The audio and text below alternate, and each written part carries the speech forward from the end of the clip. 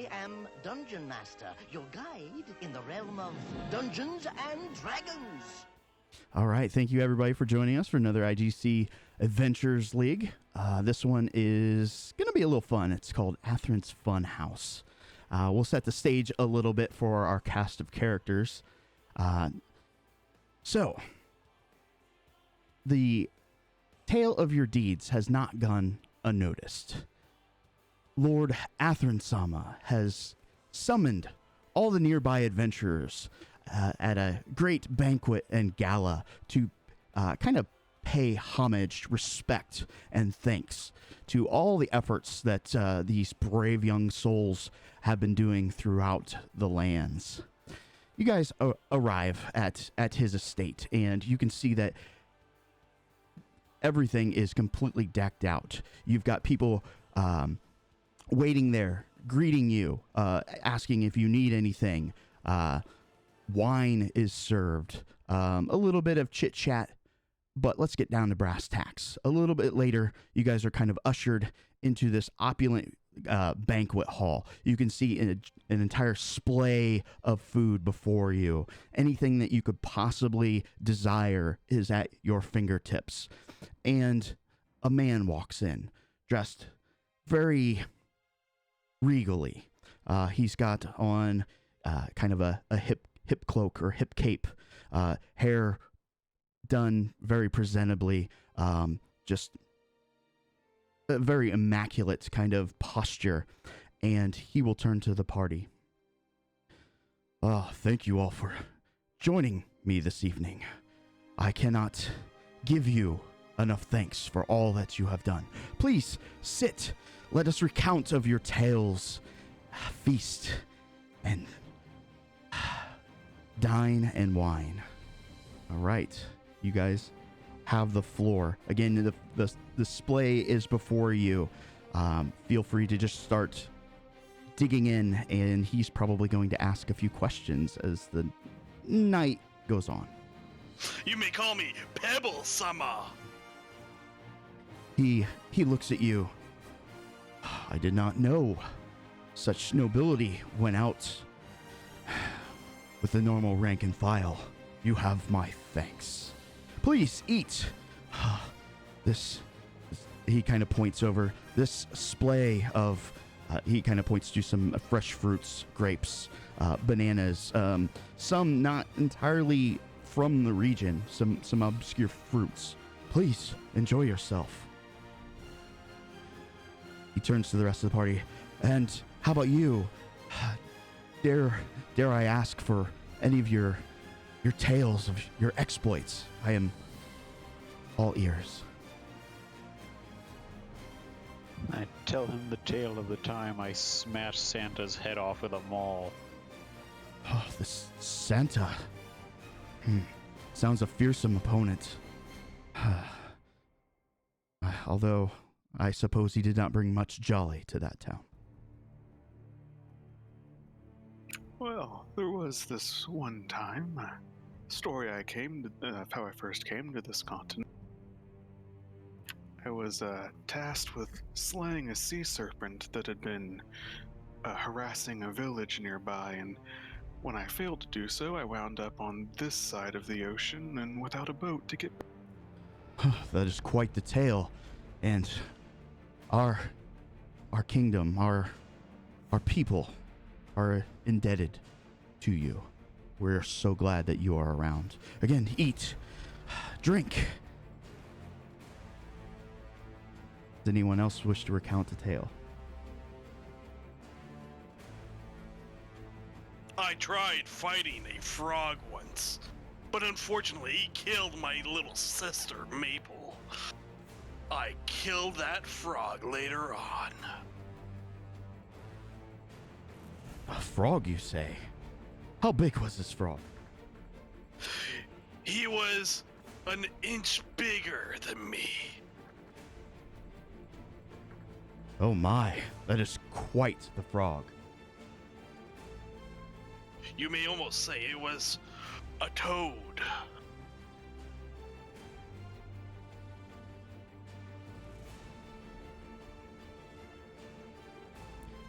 Give me 1 second. We're starting a little late tonight, folks. We had a little bit of a technical issue. Also, I was riding the boat to Nashmau, and I don't think that makes for good streaming to watch me sit on a boat for the amount of time that I was sitting on the dang boat. So we are going to be getting started on XP pretty soon here. And we're going to be hitting up the Cadaver Mire just outside the west exit here, and we're going to be doing leeches versus marsh moors. I have to find someone who gives sanction. I know it's somebody in this area gives sanction, and we're going to need it. I think it's that buddy over there. So let's get on over. Yeah, he should give sanction. He's a gate guard and all. Excellent. Yes, and I want to get refresh.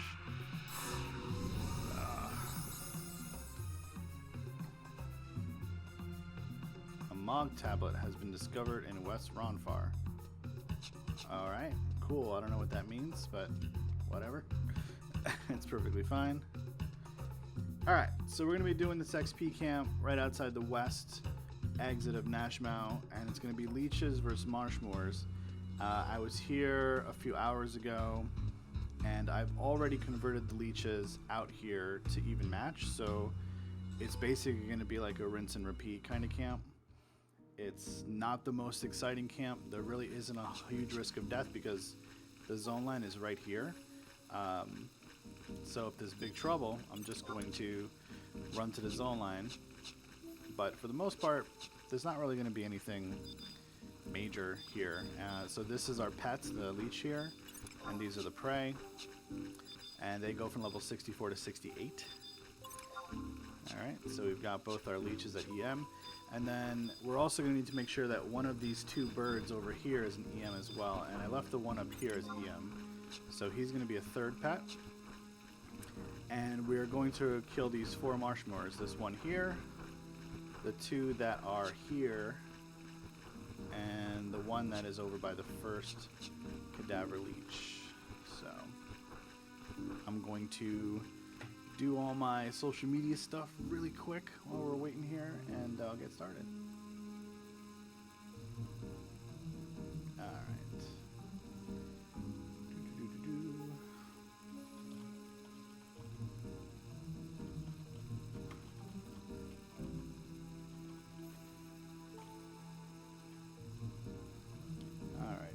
So we've got that going out, and we're now going to be live. We're just all right.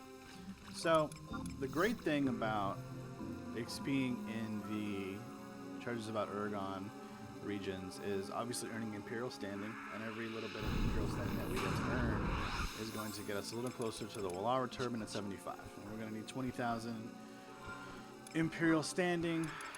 And we can check how much we have now. We have just about 5,000. The other great thing is we're going to be able to grab bonuses for grabbing sanction, which is this over here. It's like the signet of this area. And the one we're going to be using is refresh, so it's going to refresh our MP up to 75%. So because we have 103 MP, we're going to tick up to about 78 or 79 MP, I guess, something like that. And it's going to be a lot of fun. So, it's going to be these leeches versus these moors, and that's it. Now, the moors do link, so that is a thing we have to be careful of, but it's really not a big deal. The other thing we got to be a little bit mindful of is using leech stuff around the saplings, because Acid Miss is one of like their 8 weapon skills, and it is AoE, so it will hit the saplings. And this has been my experience. This little you start fighting a mob and the saplings love to run over to you to be annoying. That happens a lot. I don't know why that happens, but it happens. So we're going to have a little trouble with any of the ones that are going to be level 68, and they're going to con VT. And when we see them as VT, we're going to have to use a reward or 2 on them. this particular moor is even match, so he's about as easy as they come. They will be harder. They will be a lot harder than these on average. Now this camp, this is technically a level 62 camp. You can come here and you can start to work on these saplings, convert them to even match, and use 2 of them to fight a bird. I came here to do that, and I felt like the XP was just so slow, especially because the alternate camp to this one is to go to Wajum Woodlands, about a 1 minute chocobo right outside the gate to the west, and you will fight bees, worker perphaedros versus colibris, lesser colibris, and the XP there was pretty much 6k an hour rolling through. With the XP band, I was hitting 9, a little bit over 9, and it was just so easy to make XP there, and that 40k or so that I had to make went really, really fast. So I really liked that XP a lot, and I thought it was a heck of a lot better than this. So now with these guys, we're gonna have to split them up a little bit. We're gonna have to pull this one over here and hope the other mirror doesn't link. And that's it. That's about the spawn range here that you're gonna be dealing with. I'm gonna watch their TP. Sometimes you can't just open up with sick. As much as you'd like to get that timer rolling, sometimes you gotta wait a little bit. So this one is a VT. Alright, so this is basically the extreme example from the last mob where it was really, really easy. This one is gonna be the somewhat challenging one. And so we're gonna pop a reward pretty early on this guy. He didn't get full reward out of that. He was already, you get him about 80% is usually the pretty good one. But the great thing about that Sanction Fresh, which is capping shot at 78 MP, is we're going to be able to keep Dia up on this mob, so we can actually afford to cast it twice, which is super duper helpful. And, you know, our gear is pretty budget. I'm not going to say it's crazy. I splurged a little bit on the weapon. I camped my own lantern shield. I went 1 for 2 on it. These Fang earrings, you know, they're like 4 or 5k. The Tiger Stole is a quest. The Beast Helm is a piece of gear I have in place because I haven't been able to get a Valkyrie helm. I think I'm like 0 for 8 on that NM. He is super duper stingy. The Jarida Petty is, I think I got it for 70, 80k maybe, something like that. So that's pretty much the most expensive piece of gear that I have. And then mufflers I bought. Sniper rings, I got them when they were about 60k a pop. AF, I keep this piece of AF on for the killer effects. The tilt belt was like 40k, but you can farm up a life belt and Fey in, and an Am Mantle NQ is like 9k or something like that. So nothing expensive at all. I'm gonna just get a hobby. The most expensive thing I have is a light staff and the charm gear, and that's pretty much it. So this is pretty budget as far as Beastmaster is concerned. Not really worried too much about, you know, fancy gear. We've got reward up, so we're going to want to use it again. Some of these battles you won't have to use reward twice, and it's determined by whether or not your leech uses Sand Breath. So here we go. Watch his HP just fall like 10%. Sand Breath is like 600-700 damage at times, so it will absolutely destroy the mobs. It'll also let you rampage early, which is nice, and get you out of battles a little faster. So I'm kind of fortunate. I'm glad I did this one early in the chain, because doing the VT on chain 4 is tough, but it's not impossible. You can absolutely pull it off. I've done it before. Again, with a little bit of luck. You know, if you get the Sand Breath, you're good. If you get Mist, Acid Mist, you're good too, because you got less reward, less recasting of, you know, stuff that you got to worry about. All right. So we killed the first one of the 2 birds that are here. We're going to have to wait for this leech to regen HP. So we're going to go to the back. And that Moor I talked about over here, that's EM. He's going to be our pet versus, well, apparently versus this VT one. So that'll be fun. Oh, no, we don't want to attack that. We want to attack this Moor here. Gotta wait for fight to cool down. Alright, there we go.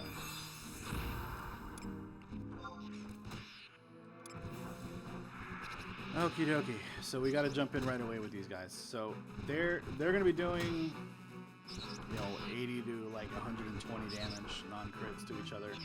So the enmity starts to scale up really, really fast on the marsh mowers here.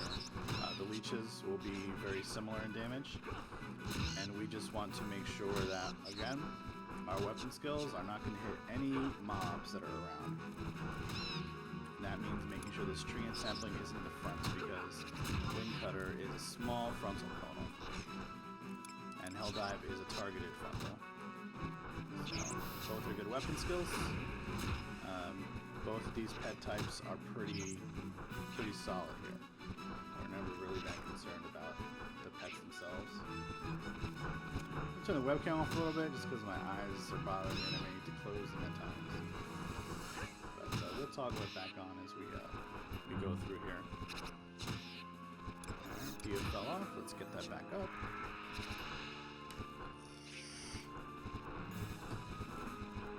What I like a lot about this camp is there's no chigoes around here. You don't have to worry about any of that stuff. The pets are pretty. The prey kind of stay within their lanes pretty much. You just kind of have to figure eight the camp essentially. Kill mob 1, then kill mob 2, then kill mob 4, then come back and kill mob 3, then kill mob 1, then mob 2. And if you can kind of imagine how that sort of goes, it'll be easier to understand the camp. There is a strategy to everything in this game, and you want to make sure you keep your kill times going good. You're doing the right order so you keep the chain. The only RNG you can't really control is what mobs pop at. So this is the second mob we fought was a VT. And the third mob we're fighting here is a VT, and the next one we're going to fight is magically also a VT. So this is probably one of the harder chains that we're going to experience tonight. I've yet to go through an entire chain where it's all VTs. It just doesn't happen, and I feel like we probably get stopped at chain 3 anyway, because it's tough. The big issue with it is the timing. This will happen, right? You'll get a mischarm every now and then. But the timing of the repops, because these two mobs that hang out here, you don't want them to be popping, near each other. So what I'm going to do to make up for that, now that I'm wasting even more time with mischarms, is I'm going to have to pull that Muir probably over to this area where I'm running now, just to be safe. Sanction Refresh, always keeping up Stone Skin and Blink is really helpful for stuff like those mischarms. So we're going to let our guy smack that Marsh Muir. He's wasted more time by running. And hopefully he doesn't get stuck in the tree here. I'm just going to pull him out so that we don't get hit. We don't get that other repop on top of us, because we don't want that. Definitely don't want that. We'll see if we keep chain here. This is going to be rough because 3 VTs in a row is not exactly a walk in the park here. I'm going to have to reward early, which is fine. He just got double attacked and double crit on those full attacks. And there's another crit. So our leech is getting hurt.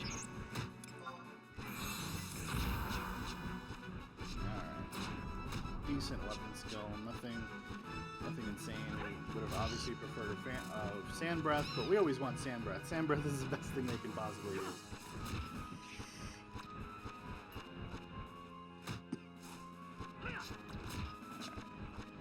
And that other mirror is probably going to pop during this battle. Let's keep an eye on him, but he's not going to wander over here. Neither is that guy in the tree up there. He's going to stay right where he is if he knows what's good for him.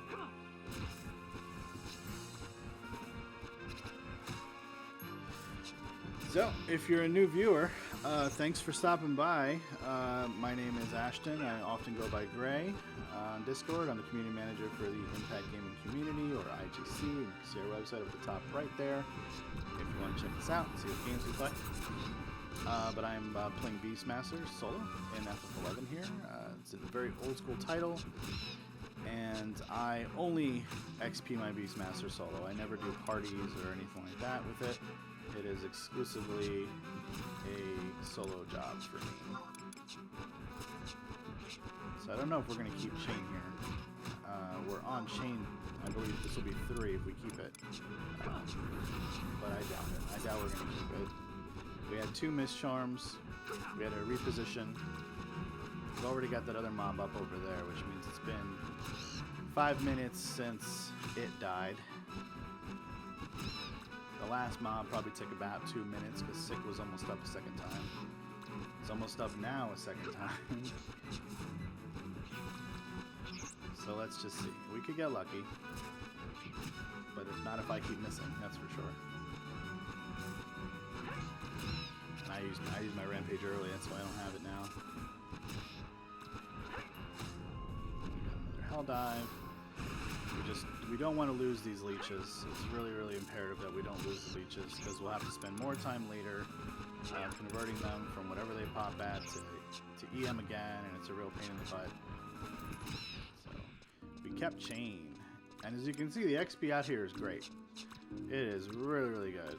I mean, all of these have been, since the first mob, have been over 300 XP a kill, which is insanely good. You'll never see that in standard areas. And the reason for that is because you're getting 15% XP bonuses in Treasures of Ergon areas. So the more you get, the bigger that bonus is, and it's just awesome to get that amount of XP every single time you get a fight. This one will be in the 200s, and we will get chain 4 on this. So what I'm going to do is stone skin myself up here because we really want to make sure we keep it up. We could pull hate, but more importantly, actually I really could have afforded to wait till after the mob's dead, since it would be the restart of a chain. So I'll just fight. It looks like we can use a sick command. I can afford that, since none of the treant saplings go around. I gotta tell you, when I came here for the first time yesterday, I did not really like this camp. I think that these Marshmoors have way too much health. They take a long time to kill down, but as you're gonna see, the XP is gonna settle somewhere between 4,500 and 5k an hour, so it's hard to argue when the number is telling you you should stay here, and there really isn't a great alternate camp, and there certainly isn't one in these particular areas.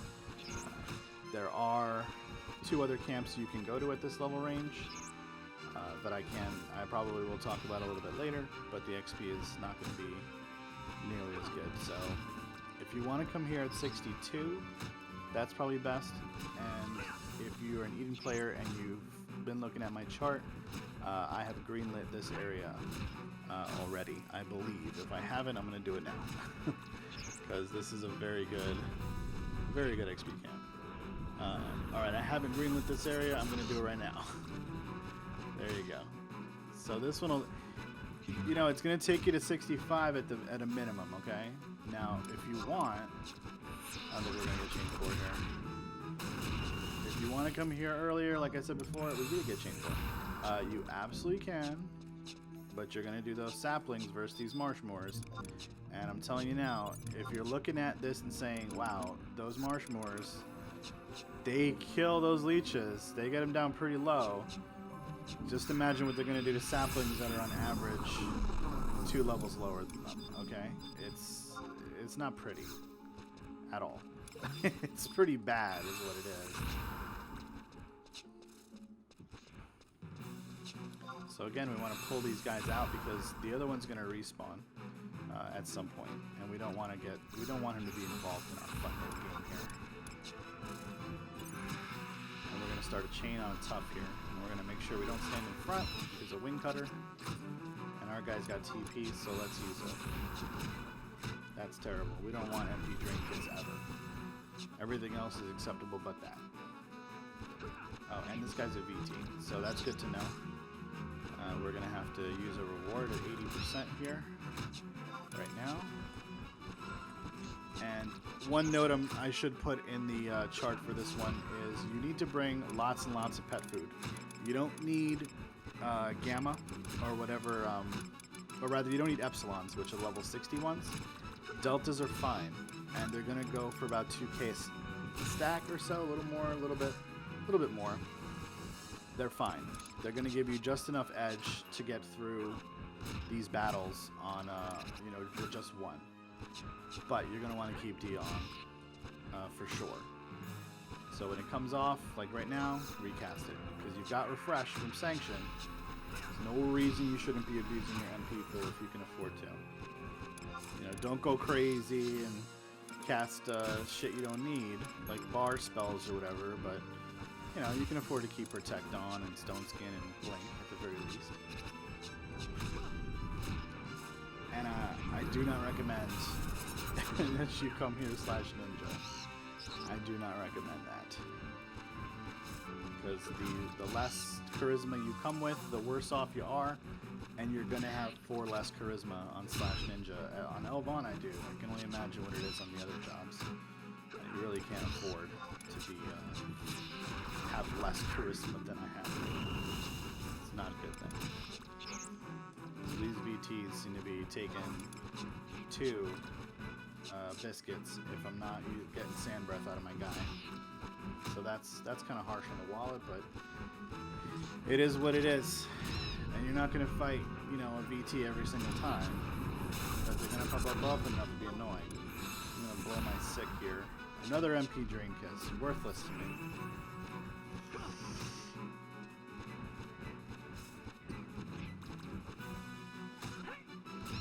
Oh, and I pulled 8. Right as my Stone Skin wore off, right? It's great.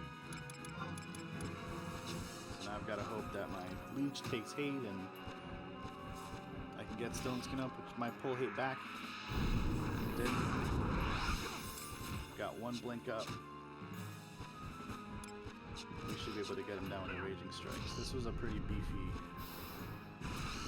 Marshmore. We knew it was a VT and it was going to be tough.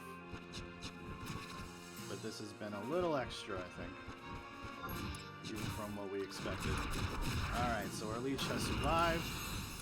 We're going to refresh our blink. Did we lose chain? No, I think we started chain on that mob. Right? Yeah, we did. We started chain there. So we're alright. We're not freaking out about it. Alright, we've got 2 toughs. So we're gonna bypass the second mob and go to number 3. Charm our EM. Kill this guy. Get Dia on. And that's how we roll. Very smooth battle transitions once you get going here. It's really nothing too crazy. It's pretty simple. Another tip for this, for any camp on Beastmaster, do not try. No matter how much accuracy gear you have, and I pretty much have everything you can get, other than a hobby, which will give me about 5 more, and a tilt belt, or rather a life belt, which will give me 5 more. You're not going to hit the mobs without sushi, okay? If you got a Peacock Charm, and a Hob, and everything else I've got, probably you'll do fine. But even then, Raging Strikes, or Rampage rather, it's 5 hit, man. Just below sushi. Just don't bother with anything else.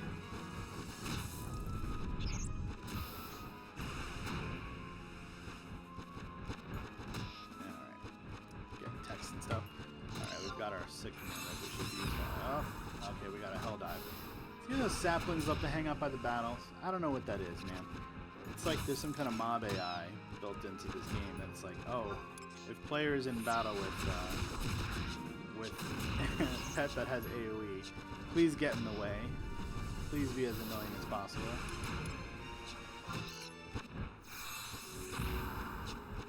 I didn't want to sit. Alright. Alright, we're going back to mob number 2. and we're grabbing our leech pal here, and we're gonna kill this guy here. I think we should have enough time to kill him since he's only a T. Let's hope he's not level 67, otherwise I'll be eating my words. No, he looks like he's probably 65 or 66, so we're alright. Based on the damage he's taken, he's probably level 65. And that's this whole camp. So we should be on, this should be number 2. Yep. And so you want to make sure that you use the pet up on top of the hill to the northeast of on the top right of my screen, and kill the mob, the third mirror that spawns in the area near the sapling where he's hanging out, so that he doesn't link to this battle. So there's a strategy there. And I think I might, to add on to my guide a little bit later, I might just make like little videos of these camps and how you run them. But they're pretty simple, like do something in super speed or whatever to show you, like, in 60 seconds, this is how you kill these mobs, and add little footnotes or whatever. Thanks, Angle. I will try my best to keep up the good work. I'll always do that. I will be here on Thursdays streaming this game for a little while, I suppose. My buddy just bought his second house. He just sold his home and bought another home. Congratulations to Zerlik for your acquisition. Glad you found a place to live. It's a good thing.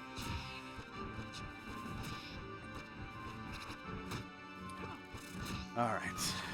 So these guys do some pretty high damaging weapon skills. Like both Wing Cutter and Hell Dive are pretty powerful. They can do a decent amount of damage, especially when they crit.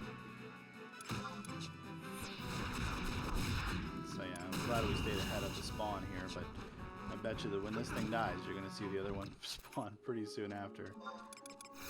Timing's pretty tight here. Alright. So that's it. We're back to mob number 1.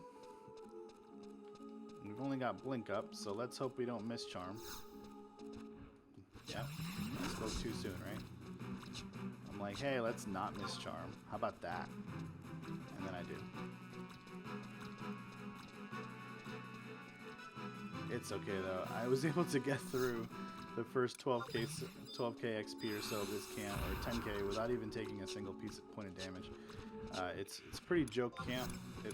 When you don't have pets or prey that aggro, you're really not at risk for death of any kind. So, alright, we've got a Tough here. He looks to be level 60, 66 or 65. So we are okay. We've got time to get our buffs back up for the next battle. And then hopefully we'll make enough TP here to have a rampage, but we'll see, because when you cast it in battle, your pet's doing a lot. It's chewing through the HP a lot. Thank you guys for stopping by. We're up to 7 viewers.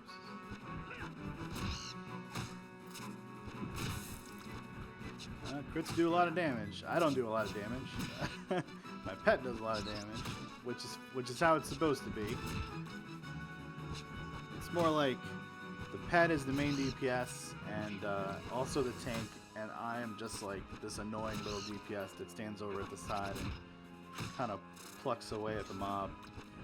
And I've got the best possible weapon I can use at this level. It's 44 base damage.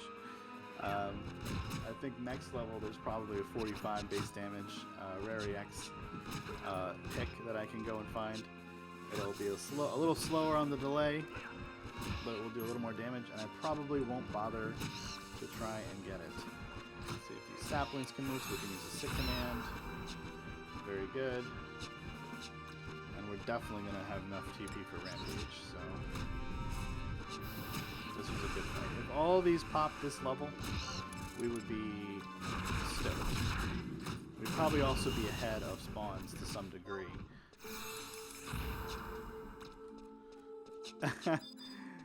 It's a lot less busy than some of the more modern MMOs. You'd be surprised.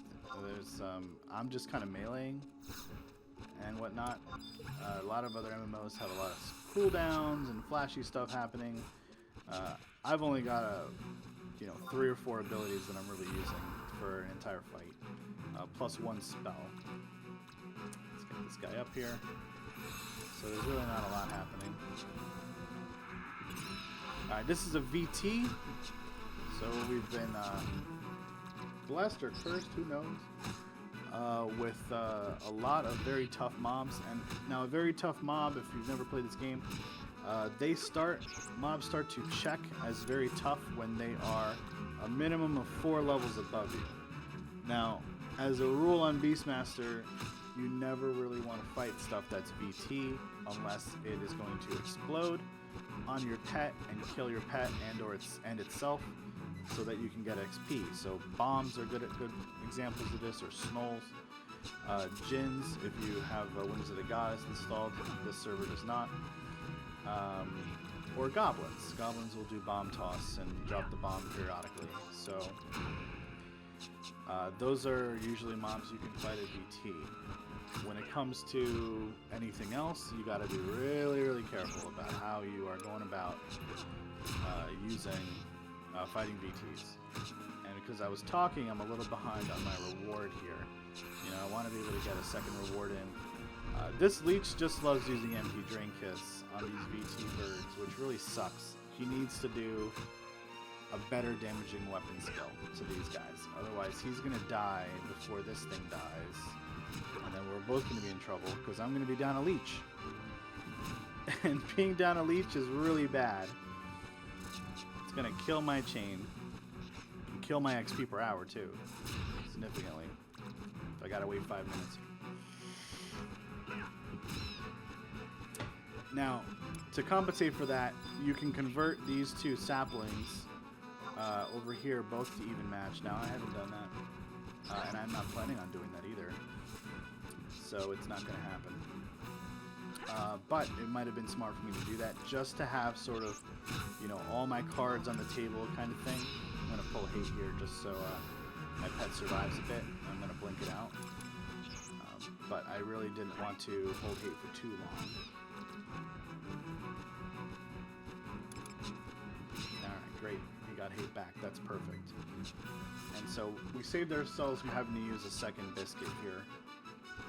Unless this guy pops a weapon skill before we kill him, we shouldn't have to use a reward.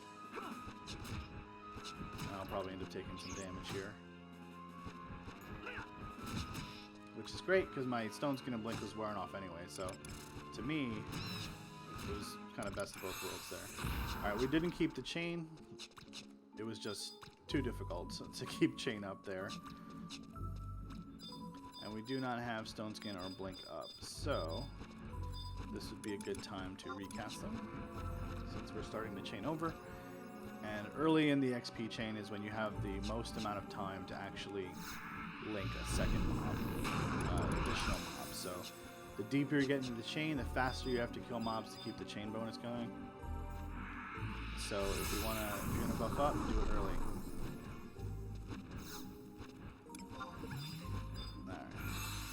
So this guy's wandering a little close to the other guys, so we're going to pull him back a little bit. Just so that we're not too concerned about the link. Now there's a Marshmere that actually spawns behind me. You can see him over there. I'm not worried about that little guy. Not in the slightest. He stays in this tunnel. And I guess if this mirror was VT and I wanted to skip him, or keep him around as an EM, I could use him as a pet to kill that one in the tunnel there, but there's really no need for me to do that, so I'm not gonna. We're gonna get Protect up just because we have the MP to do it, and it's gonna refresh back up anyway. But if you've been watching, it's been a half an hour according to my food. We're about to hit the half-hour timer, and I haven't taken any damage, so this camp, it's pretty simple. It's pretty safe. I would say it's even safer than the Colibri camp, even though it's about 1,000 XP per hour less, simply because the bees there hang out in threes, and first you gotta convert them, which means you gotta grab them out one at a time, despawn them or kill them, hope they respawn in 5 minutes until what you want, which is always gonna be even match. and they link. They link by sight, so that's a big issue. Here, the pets don't link by link or aggro or link or anything like that, so it's pretty simple. The marsh mirror obviously does link by sight. That's why we pulled him back from his buddy over there. But typically, he's not considered a pet anyway. I'm just doing this because I'd rather not just cycle between 2 leeches and 3 birds. I'm adding a 4th bird into the rotation because I can kill fast enough to do that.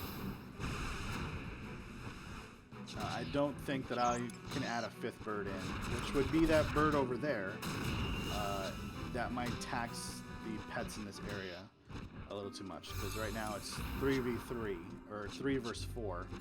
So this leech gets doubled up here. And he's about to get doubled up right now. He's gonna, I used him last time. He is going to be the pet for this one. Alright, there we go.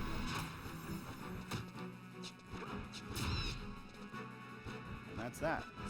So then we'll go back to the, whatever direction that is. I think it's to the east, and we'll fight the first bird over again.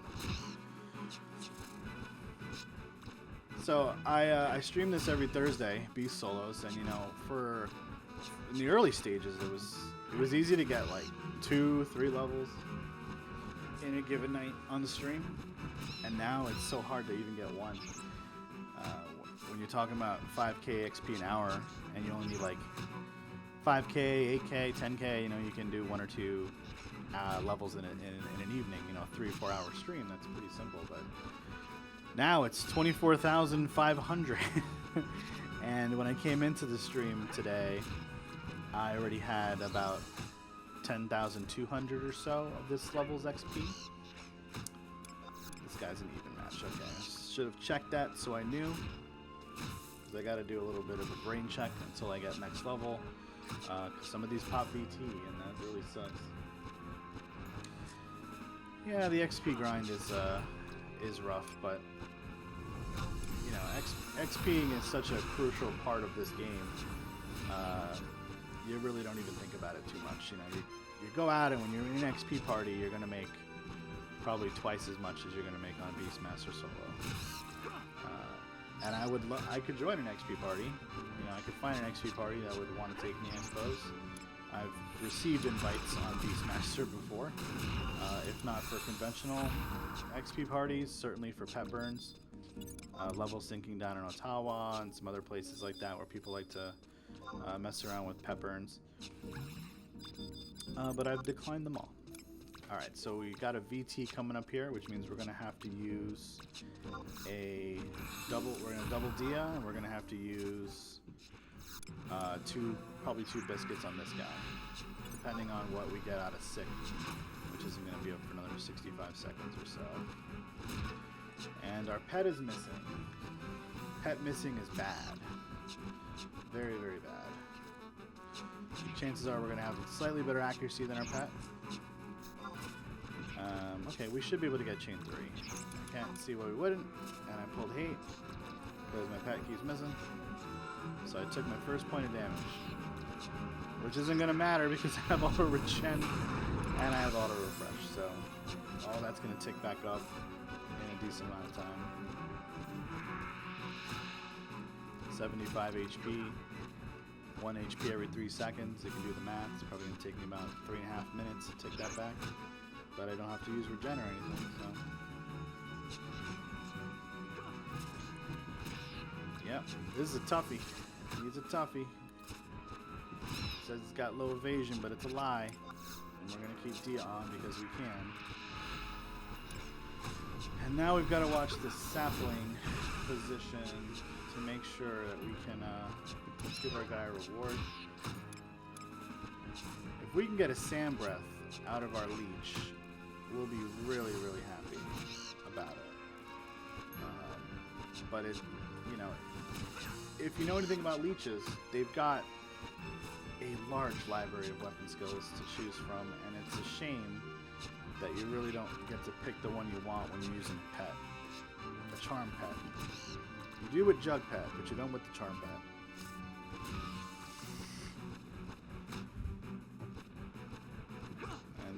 these saplings are giving us a hell of a time. And I don't want to move the battle around too much because the leech will get damage on it and he won't be returning damage back. So, you know, I don't want to just like move around just to be able to use sick. Especially if I know I can kind of bank on reward to get me the extra HP that I need. But do I take a risk, you know? Alright, here we go. That sapling should have moved far enough away. Alright, so this... Oh, he used Sand Breath. Didn't hit the other sapling. Alright, great. It only took 43 points of damage. That's terrible. That weapon skill normally does in the hundreds of damage. So, the second reward is in our future here. He's gonna have to do it. Timer's up. Let's pop it.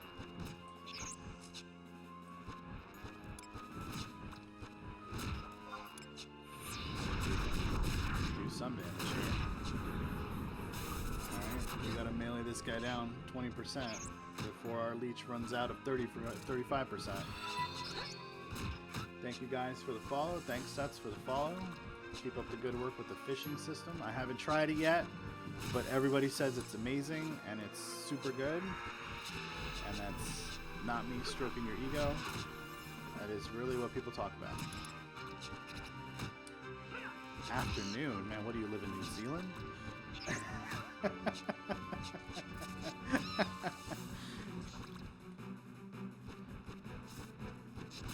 You know, what we need to do is get a coder on the server who really loves Beastmaster, alright? To fix all the little Beastmaster bugs that exist, because there are many. And they are annoying. But I've learned to live with them. I'll be honest with you. None of them are game breaking to the point of I can't play the game, you know? And there's people out there who say that. They're like, oh, I don't want to play Beastmaster till you fix nav match or you fix the reward bugs or whatever. It's like, listen, if you love a job, you play a job, right? I did. Yeah, I played Beast on retail to 75 solo just like I'm doing it here. That's excellent.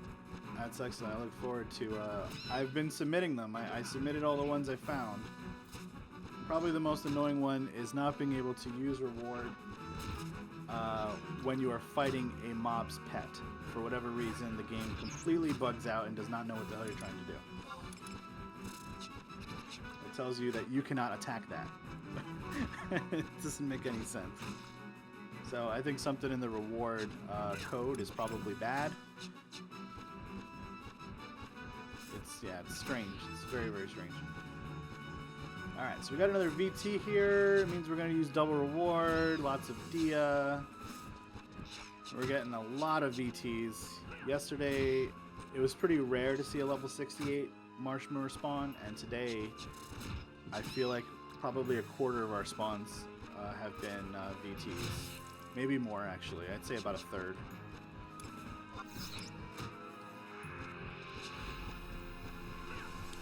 We gotta keep up on Dia, we have to keep up on reward. And we're gonna use Rampage whenever we get it. And one thing I don't want to undersell about this particular pet prey matchup, are the intimidations. There have been a good amount of them tonight. And that's not usually a consideration for a camp, but in this case, it really does help a lot because, you know, intimidating a mob. Maybe we'll get a real Sand Breath. Yeah, we did. The last one was 56. How much did this one do? 441. That's way better. Still gonna have to reward our guy, fortunately. But we can Rampage right after. Most of the time you use Rampage as a finisher, but on these VT mobs, you want to get ahead of potentially getting hit with a third or fourth weapon skill, which might force you to use another reward. It's just the battle drags on too long. So you really want to just Rampage as soon as you know your pet has complete hate. And if he's going to hit it with a 441 damage breath, then that's pretty good. Yeah, crits. Keep critting. I like crits.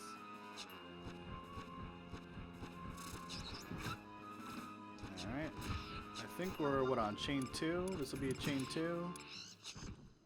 That's a chain 1. Alright. We're content with chain 1. Let's run over here, do bird versus bird again. If you're doing this camp, again, make sure that the prey is the one in the middle of the field and the pet is the one that is up here, although, because you don't want the pet respawning on you when you're fighting one of these mobs over here. So he's way too close to that bird, and I don't like that at all. So what we're going to do is we're going to do some tricks here. We're going to have to get this bird ahead of this other bird here, and we're going to release him. And we're going to look at this bird here.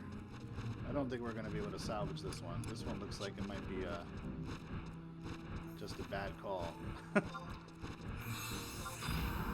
These guys don't link by sight. They link by sound, it seems. So that might be an error.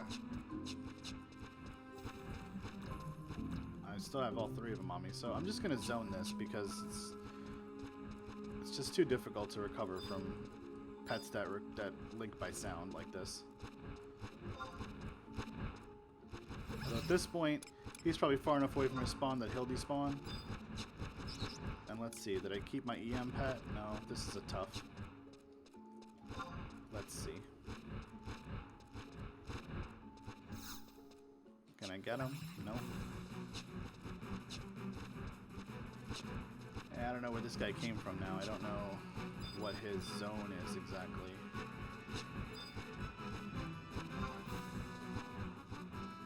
But we lost both those birds. Oh no, there's 2 birds in there. There's 2 birds literally flying together. They're both tough because the one that I am looking at is a tough. Alright. So we're gonna spend some MP to cure ourselves, I suppose. Spoke too soon on the taking no damage thing. Let's see if we can do a proper leave here. Nope. They're just going to come after me, so... Alright, we're going to zone and going to have to wait for the area to repop, I guess. That's our bad. But it is what it is. Oh, and this guy popped his VT again. That's just lovely. It's just lovely. Alright, so we were making about 5,600 per hour. We're going to have a little bit of a slowdown here. So we're going to have to zone these mobs. They're going to despawn. We're going to have to wait for them to come back. I'm getting messages on Discord. Okay. Nothing I need to worry about. Alright, so those guys despawn. They were probably sitting there because I'm the only person in this zone, which is very typical when I play Beastmaster. No, I'm not. That's interesting. I don't know why they didn't despawn faster. Alright. And we've got just enough to get Blink up. So let's grab our leech and just restart. And while we're killing stuff... Well, Now, I don't want to throw the timings off, so what I'm going to have to do is wait for these mobs to respawn. And in the meantime, what I can do is I can try to convert these saplings to a better level. Use my time wisely. Since I've got to wait now for another 5 minutes for these guys to respawn. I don't know if this is going to actually despawn the sapling, but we'll find out. Nope. Alright, so we're going to have to take you for a walk, buddy. Come on. Let's get the east side saplings to meet the west side saplings and see if they will hang out with each other.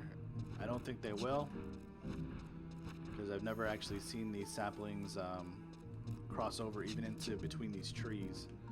I think they're limited to where they kind of spawn and chill out, and I've never seen them depop, so the mob movement AI is doing pretty well over here. Alright, he should despawn there though. Alright, great. Alright, what level is this one? This one's a DC, so you come with me, and we're going to go over to the east side. And if you're wondering what the heck I'm doing, I am converting mobs, is what we call it. So when a mob despawns or dies, it will respawn, at a new level, and if you despawn these guys, it counts as a death essentially. And if you pull them out of their spawn zone and tell them to go away, like I'm doing right here, they don't know where to go, so they despawn themselves, which is essentially killing them. And I want them to pop at level 64, which is going to be challenging, since their level range is 61 to 64. That only gives me a 25% chance of actually getting the level that I want, and a 75% chance of it being a level I don't want, and there's 4 of them, so converting them all to EM is not going to be an easy task, you know? It's not going to be a thing that happens easy. Alright. So we killed a little bit of time. We've got one Muir popping back up here, so we should be okay to restart. Let's see, he's an even match. That's cool. And this tree and sapling can chill out right there, and he's gonna despawn. Alright. Let's start our XP, because all our mobs are respawning, so. There we go. And this guy is what? He's a VT, right? Alright, so we're gonna need rewards. We're gonna need a really good, hopefully a really good weapon skill to establish some hate. Brain Drain's good. It's not Sand Breath, but it's good.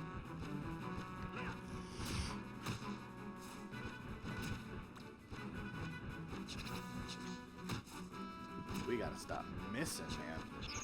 That is like the bane of my existence on Beast. Missing.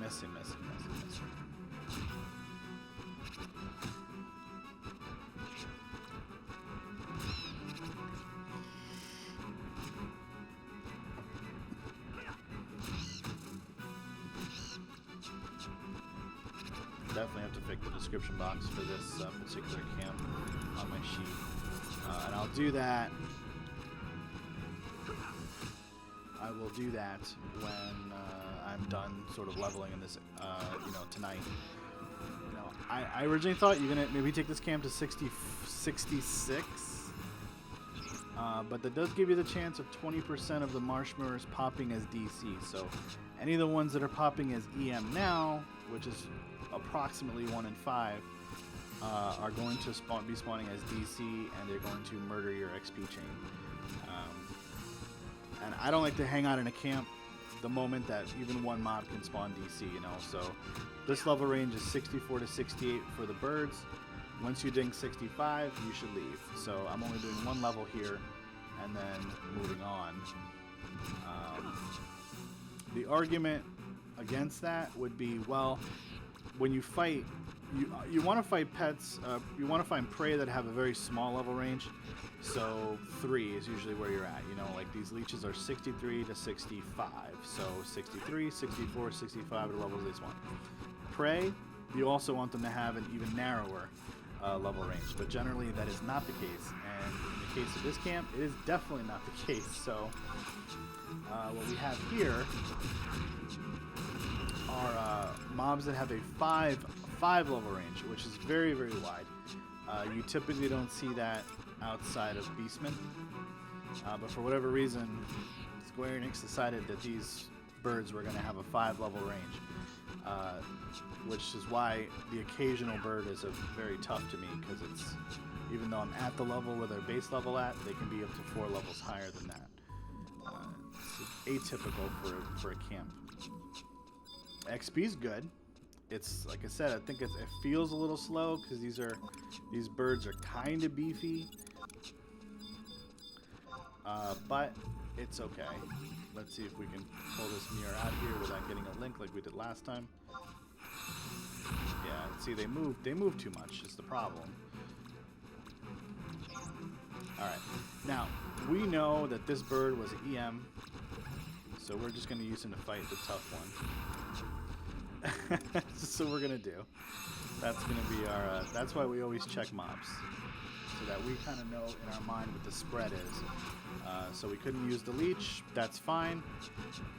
We'll use him to kill the bird that you can see over there over my shoulder. and then we'll see what the other bird that we use as a pet is, and we'll convert him while we're using, before or after we use the leech. Maybe as we're running over here, we'll grab him, convert, and then start the first mob again. So, it's like these beast master tricks that you have going on in your brain, like, I wanted to be able to do this, and, yada, yada, yada. And I've just kind of have it all sort of laid out in my head already, like what we're going to be doing. I'm just explaining it to you, the viewer, to have something to say. Because otherwise I could sit here with my mic off and you could just watch me play Beastmaster, and it wouldn't be that entertaining.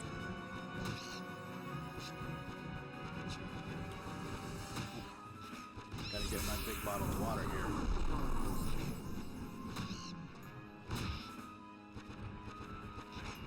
Key to playing any MMO? Staying hydrated. Definitely stay hydrated. Oh, our bird is getting his ass kicked. So, based on the damage I'm seeing, we know our pet's 64 because he's EM. This guy is tough, and it looks like he is probably a level 67. So he's 3 levels above this pet. And so the crits and stuff are really, really hurting here. We may bust out a second sick command just because we know it's probably higher value to use it in this battle than the next, because, well, 1, we need to push damage because we're not going to have reward up in time. And 2, we're either going to get Helldive or Windcutter, which are both really good weapon skills. And we're not going to have a rampage here. If this Marshmere dies, you know what? We're not going to cry about it. We're going to work within that. We're going to maybe grab that other bird in the tunnel, but we'll see what the respawn timers look like, because if there's a VT on the east end of this camp, or the west end of this camp, chances are we're not going to have time to mess with a 4th anyway. So our bird's going to die here, and it's good that we have buffs up. Always keep your buffs up, because we're going to need to melee twice and hit twice before we get to rampage once. Alright, we got an Intimidate there. So see, again, those Intimidates, they're good, and that's why I wear the Beast Trousers for my melee set here. Alright, let's go see what our RNG popped out on the birds here. So, a VT, our pet, which was originally an EM, is now a VT, and that's just not a good thing. So we're not going to be able to even grab him to use him later in any way, shape, or form. So there's no way I'm going to end up charming him and despawning him is what I mean. So what we're going to do, I've got a plan to figure out how we can do what we want to do, but it's not really a nice looking plan. And I am really worried that he's going to come down and he's going to link. And if he does that, this battle is over. So we do need to get to a better spot here. So that's about as good as it gets. We really do want that bird back as a VT, or as an EM, and he's about as far away from that as it gets. So let's see what kind of tricks we're going to have to do here. I could use the saplings. That would probably slow down XP significantly. In fact, I didn't check the saplings, so we got a DC and we've got an even match. Okay, so that's good. That's really good. We'll probably use the DC to start. So it'll be a level... Well, we don't know what the DC is. It could be 63, 62, or 61. But we know the EM is a 64. So what do we do? What do we do? We're gonna have to think about it. I've got another 50% damage to think about it.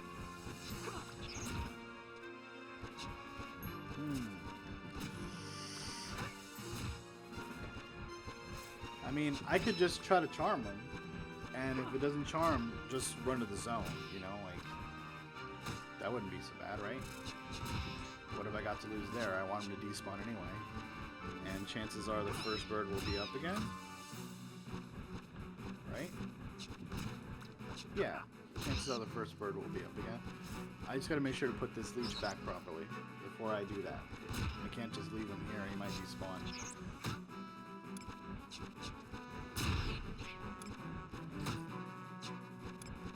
Now let's get another Dia on here, because we're getting pretty close to rampaging. I gotta tell you, these birds, they don't have like a crappy weapon skill that they just use, you know, it's always a good one. It's a wing cutter or hell dive.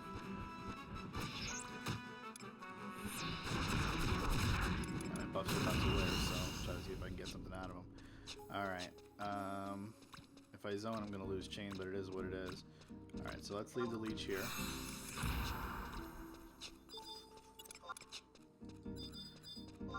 We're gonna take no, you know what we're gonna do? We're gonna cast Stone Skin and Blink before we do anything stupid. Always do that. Because either way, if we don't get them, we're gonna have to zone anyway.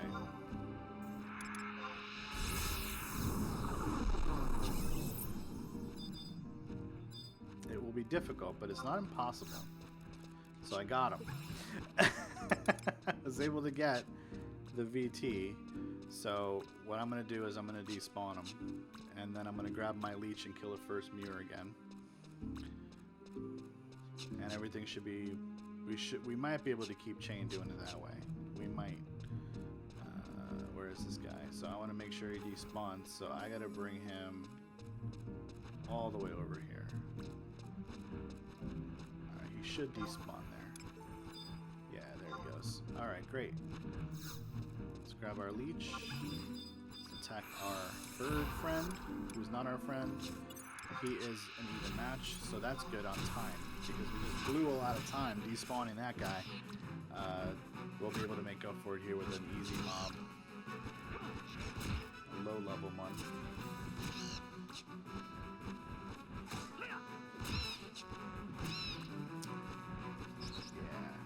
I don't want to move the bat. I want to use the sit command, but I don't want to move the battle.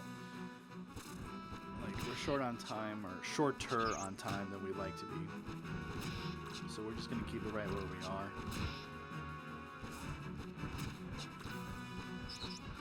Hopefully we can hit 60, 65 tonight. I have to then go and solo the Limit Break Quest. That'll be my next task to do, solo. And then I have to find a camp for 66. Now, I've got a couple in mind. I don't like any of them. I gotta be honest with you. This is like a gap level camp. Like, you just get one level so that you can get to the next camp, which take the other level, because I didn't find a good camp from 64 to 66 that I liked. This one is really, to me, just 64 to 65, and I have it listed in my guide to 56. But I'm gonna rewrite the recommendation on that. I don't think this is a good camp to stay at till 66. You know, chain breaking stuff just makes it feel not worth it.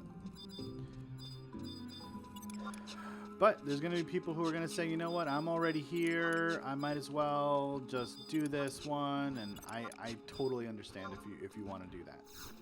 Totally understand. Alright, so our tame didn't work. Where's our other leech? He's all the way over there. Alright. We don't want to link him. Now we've got an EM bird on the far side and a VT bird on the near side. I don't like the way that they're positioned right now, but that one just moved away, so that's cool. We're going to get him up the hill here. Alright, there we go. Get a Dia on him, because we want to bring that defense down, get a dot on him. The leech has not hit yet, and I just pulled heat. Alright, the leech has done a little bit of damage. He's got TP, let's see what kind of weapon skill he uses. Drain Kiss is alright. Drain Kiss, Suction, they're pretty middling. Sand Breath is good.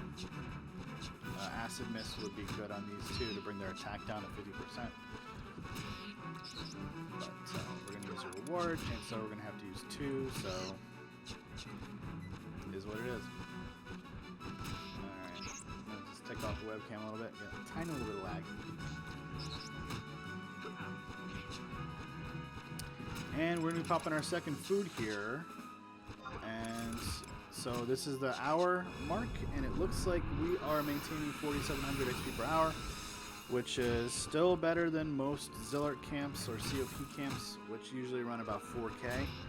At the top, they run 4K. I mean, I've done camps that have definitely been less than that. I think when we did Boyata Tree last Thursday, we were pushing maybe 37, 3,800, something like that. We would peak at 4K. Occasionally, actually, we'd peak about 4,100, I'd say. But we could never maintain it because of mob positionings and other sort of annoying factors that were taking place in Boyata Tree. Here, this is, you know, grab and kill, continuation. So a little easier to deal with, but the mobs have a lot more health, and I think part of that is, first of all, they're warrior types, so you know they have good attack and good defense.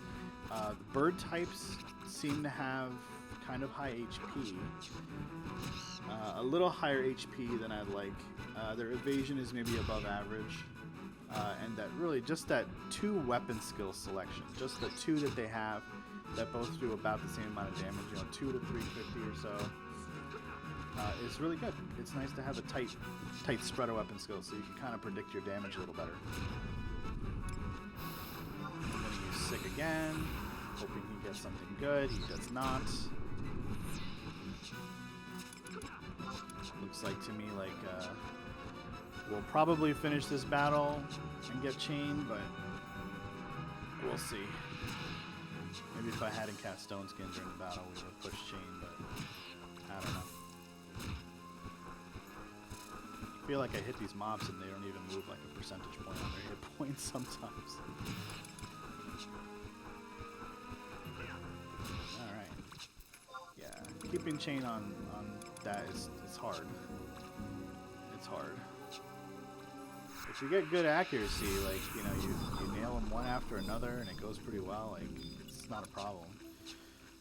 Alright, so we did get an EM pet over here, or bird, so let's see what this one spawned at. Also EM, alright, so we're going to use the one up here as we were doing before. We got lucky.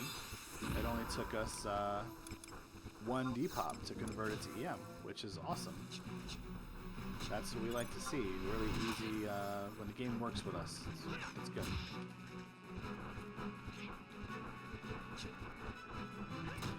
Let's see. So we're about 9,600 or so to level. So we're looking at, you know, just under 2 hours from now to ding. So let's make a prediction. If we keep this going without death, then we're looking at right around 11 Eastern. At getting level 65. And I tell you, these levels are becoming a hell of a grind. A hell of a grind. Looks like our EM is a little better than the other EM bird. It's doing well. We would like to use Sick, but of course the tree and sapling has moved in our way here because that's what he does.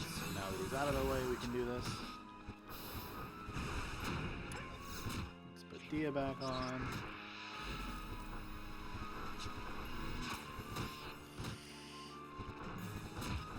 Sweet.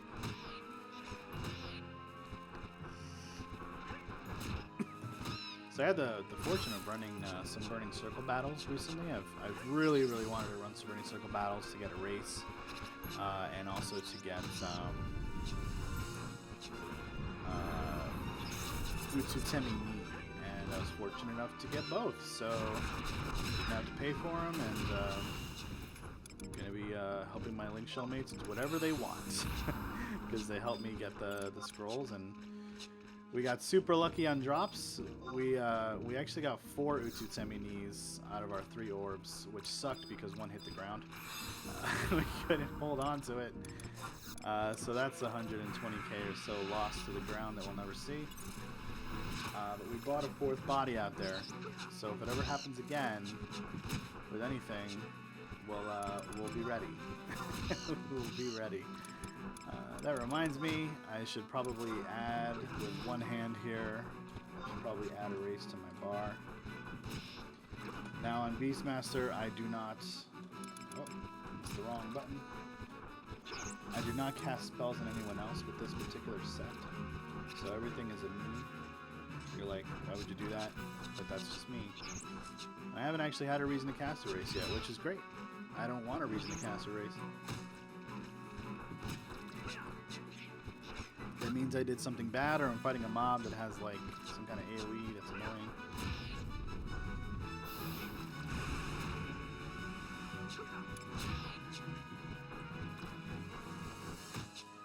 We got our 6 command up here. We lucked out. We were able to really get the camp back on track here after that zone. So I feel pretty confident we'll be able to keep chains through here. Now, because of all the VTs that have been thrown in, getting chain 4 has been a little challenging. But I will say that if you only fight one VT and you really get good accuracy in your pet and you get, you know, 1 out of 5, 1 out of 4, you get a decent weapon skill out of your leech. You can get chain 4 even on a VT. It's absolutely possible. I'll tell you what, Angle, these birds look like they're meat and bone, but they are beefy as hell. I mean, I only hit them for like 40 to 70 damage on a regular hit. It's crappy. There's some mob types out there that I hit for like 80 to 90. So these guys have decent defense and decent HP. Nope, we want to check the bird. The bird is a VT. We are on chain 2, so let's do it. Now watch all the saplings. They're just going to flood over to the marsh mirror. They're going to be like, hey, let's come over to where the battle is, guys, so that you can't use sick command in 30 seconds. Yeah, something, man. I don't know. Yeah, see how he's coming right at my leech? He's like, hey, I want to hang out with the leech. No, I don't want you to hang out with the leech. I want you to go away. Because this is a desperate level chain 3, I'm not going to cast us any spells during this battle of India. A crit for a crit. Alright, we have the go here to cast an AoE? I think we do. That sapling's a little close. You know what, we're not going to chance it. Because it's not worth it. It's not worth it. You know, a chain for losing the whole chain and having a zone and despawn mobs. It's annoying. It's fucking sapling. Go away! Go away, saplings. See, now he's in an even worse spot. Because now even a frontal AoE is gonna aggro him.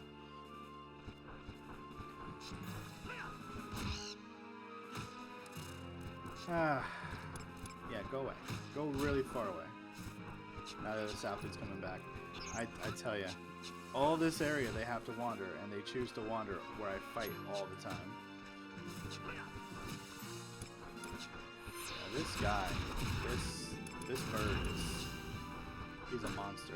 And I'm gonna take damage. Let's just move the damn battle now that it's on me, because this is ridiculous. It's utterly ridiculous that these saplings hang out by me all the time.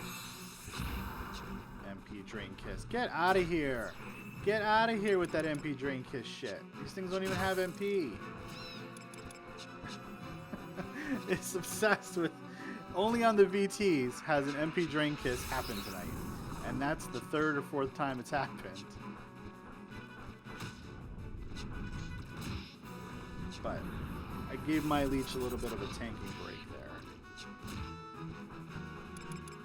Yeah, we're gonna lose chain because this has not worked out the way I wanted it to work out at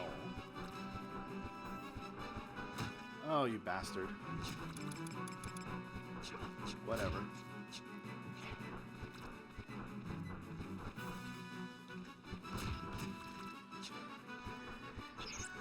See, like, I would say this is a good camp for 66. If, one, these mobs didn't start at level 64. Because you can convert the leeches to level 65, which is great. Oh, he's gonna hit me with Hell Dive? Nice. Nice. We kept it.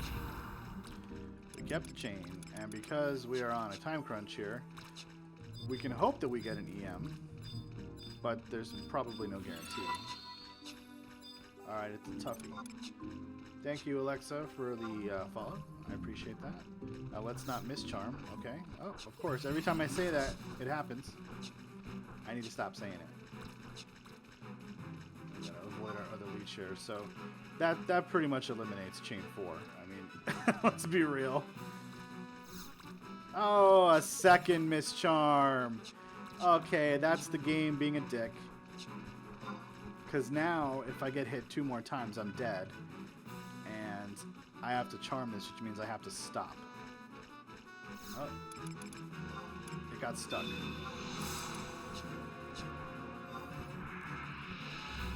Alright.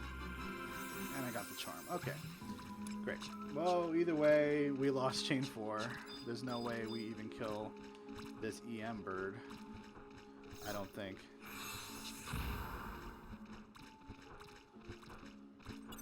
But let's see what happens. I believe in the magic. We're going to have to not cast spells either. We're going to have to just fight on through and see what happens. So this one's tough, and it is level probably 67, yeah? Probably 67. That's my guess based on the damage here.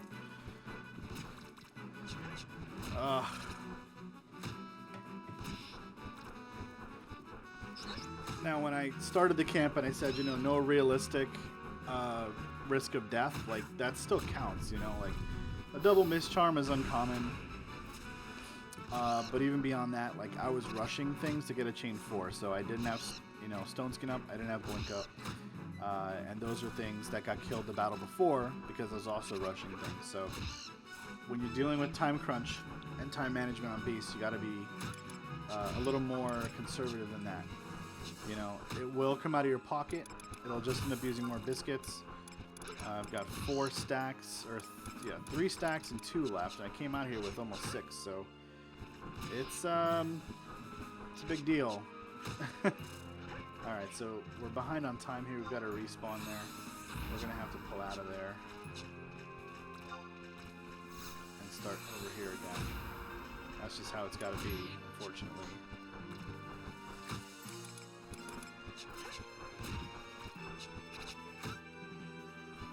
What kind of weapon skill did we get? Did we get anything worthwhile? We got a regular dream kiss. That's okay. It's not what we really want, but sometimes you gotta take what you can get. I mean, you don't have a choice. You take what you can get no matter what.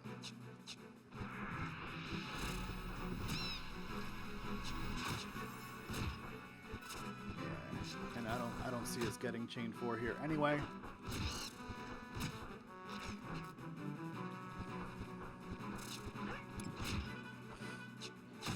Happen.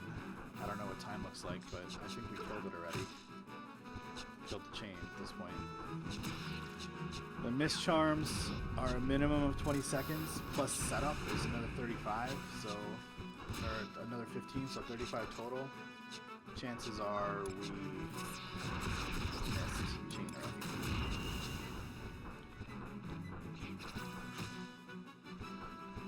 I really don't want to give this guy another biscuit. Like, you gotta just kill the mob. Like, you can't keep missing the mob. Like, he keeps missing. It's a huge problem. That's 3 misses in a row. 4 misses in a row. You're gonna miss again?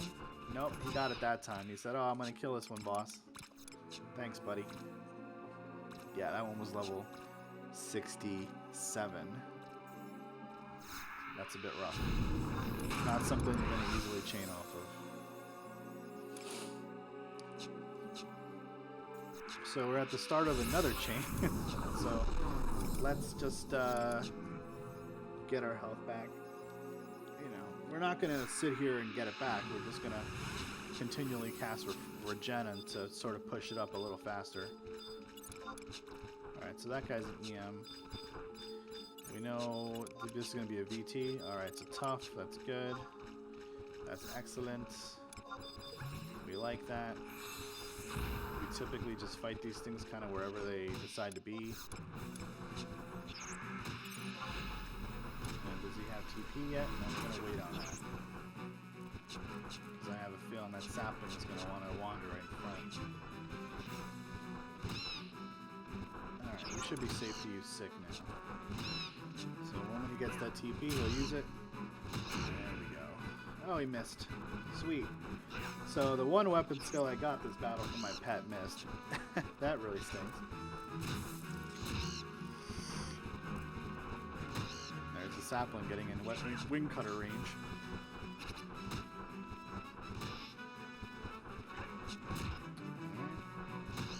Gen's about to wear off, so we're going to recast it. We're just going to keep regen up continuously. We're going to need probably 6 regens or so. We're going to have to skip one to cast Stone Skin and Blink in 3 minutes. We'll get our HP back at some point. It's no biggie.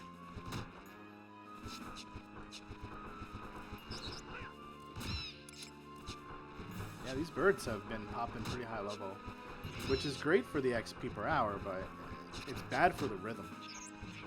You know, you don't want a huge spread. You want that narrow. You want a really narrow spread, and we are not seeing that tonight. We're definitely seeing a wide spread on levels here,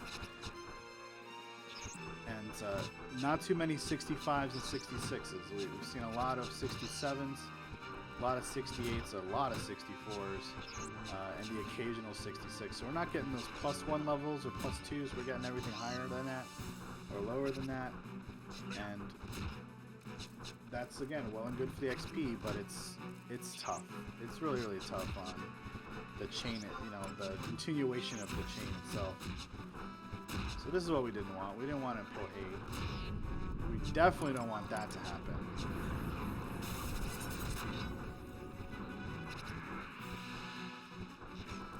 I may have my pet use another weapon skill here.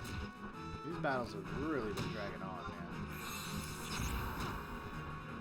Good, he pulled 8. That's what he needs to do. And then I crit immediately after. Alright. So we don't have enough MP to cast Stone Skin and Blink yet.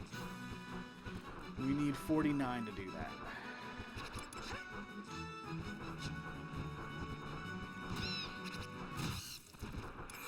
Cool. Alright, this guy's an EM, so this will be an easy battle. But we're gonna have to pull it away from that section there. Grab the Marshmur, come on back.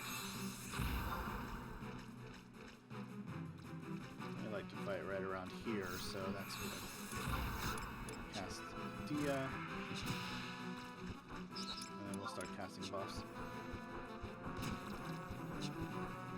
We're gonna have to wait the 45 seconds for the regen. It's just gonna have to be how it is. We'd rather get Blink up. And we have auto regen, so you know, we're getting enough.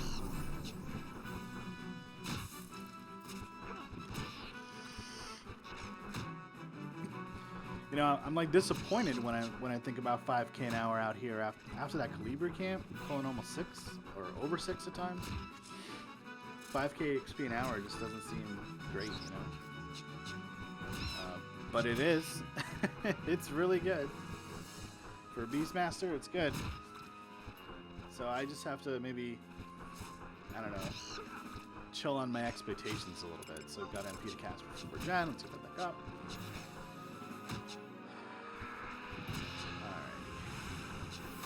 You know, it's all an over time, so we like to use HOTS on Beastmaster because it's just more MP efficient. We don't have Divine Seal up, so we're not using Cure 2 or Cure 3.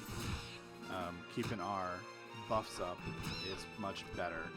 You know, Blink is going to probably eliminate 200 or more HP of damage, and Stone Skin is right now, with my Enhancing Magic, is debuffing about 250 to 260 or something like that. So, yeah, we really don't want to mess around too much with cures if we don't maximize them with Divine Seal. Oh, okay, the leech is good to release here. Oof, I almost forgot about that. Alright, so there's the respawn there. He is a tough. And the first one is a VT again. So here we go. Lots and lots of VTs, guys. Alright, that's a problem. That's been a thing tonight, surprisingly. I didn't have as big an issue when I was doing this yesterday. But it is Dark's Day, so perhaps today my charms will be particularly bad. I don't know. So that's double miss charm. That's like, oh boy. We're already fighting the battle here against time because we know we have to fight a VT right now. So the fact that we just double mischarmed and blew like 20 seconds of additional time is terrible. Absolutely terrible. Of course you're in breath range, you stupid sapling. Just love doing that. Alright. So let's see how long this battle takes, and we're gonna use.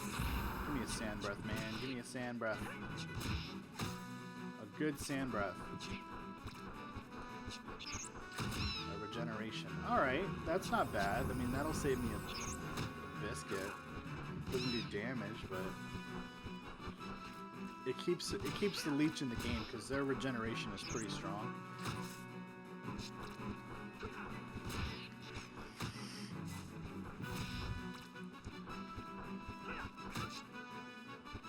Alright, stop missing.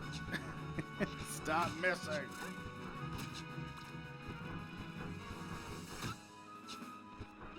And he missed. He just loved. Eventually I'm going to pull hate, and the fact that I don't have buffs on is going to be problematic for me.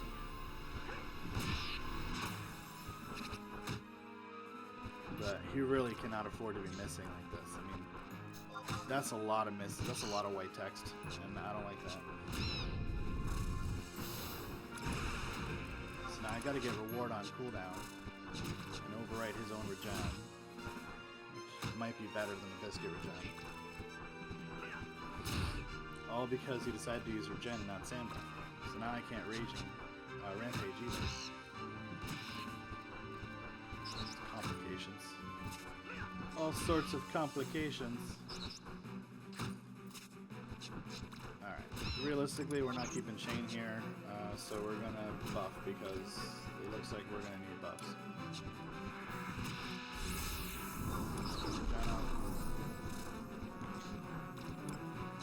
We may be able to use a good weapon skill in 10 seconds, depending on the sapling positions. If they stay where they are, we're good.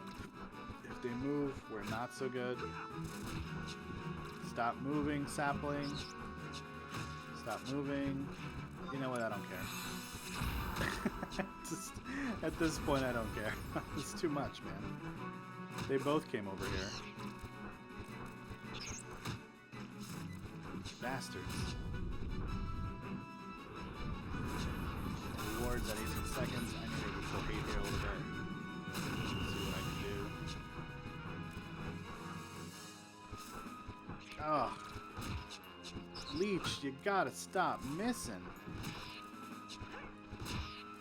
He just misses so much. Listen, I'm 4 levels below this thing too, buddy.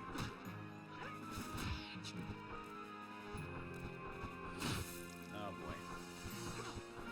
Come on. That's bad. Yep. It's living on the edge right there. Alright. And of course we didn't keep chain because our leech was absolutely terrible. He was blind as a bat or something. Just couldn't hit the damn thing. So now I've got no buffs, alright? And it's Dark's Day, and we're going to try to charm a leech. So that'll go well, right? I'm like already running out because I'm like anticipating the charm fail.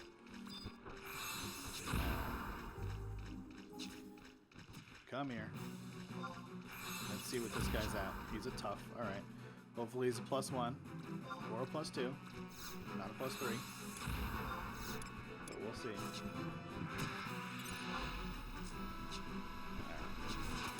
We're going to get regen up with this first 15 MP that we take back. And then we'll pop probably a stone skin in the blink, but we'll wait for the full 49, I guess.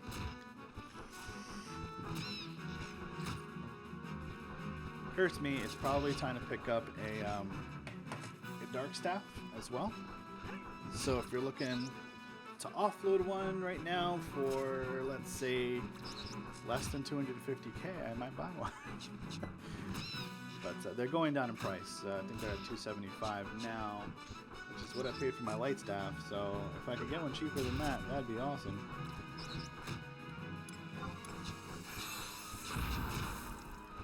Good drain hits. Let's see if he gets how much HP he gets back. I think it caps out at 198 because I've seen that number a lot. We're not going to reapply Dia, I don't think. We're well enough in this battle here. We don't need to worry about that.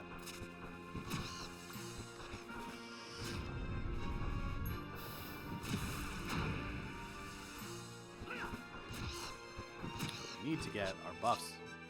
We need to get our MP back up and our HP back up. Let's cast for Jen again, why not?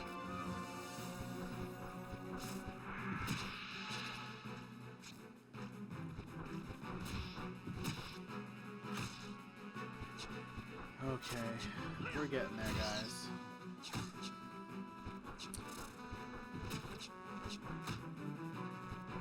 So beefy, man. It's just so many hits to get these things down.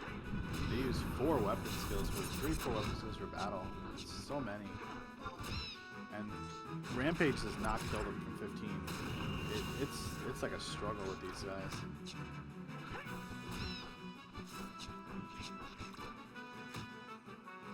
Come on, critical hit or something. There we go.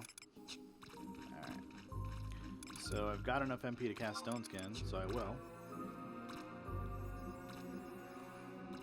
Because who knows, I might mischarm the bird, which hasn't happened yet, which means I'm due for it. Alright, if we're going by Gambler's Fallacy, the negative one. Like, oh, I'm due for a hit, right? But not a good kind of hit. Okay, I got him. I got him, I got him.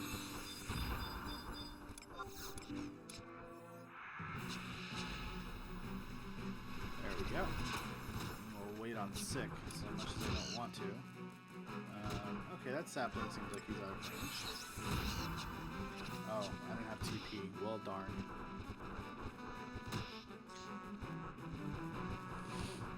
You know, it's funny, whenever I like try to just recover myself in the way that I'm doing now, like, oh, I'll just hop myself and stone skin, blank and stuff, and you know, over the course of the next 20 minutes, I'll be at full HP and MP, and I'll be back to where I am, rather than just sort of taking, you know, 3 minutes to do it and kill my XP.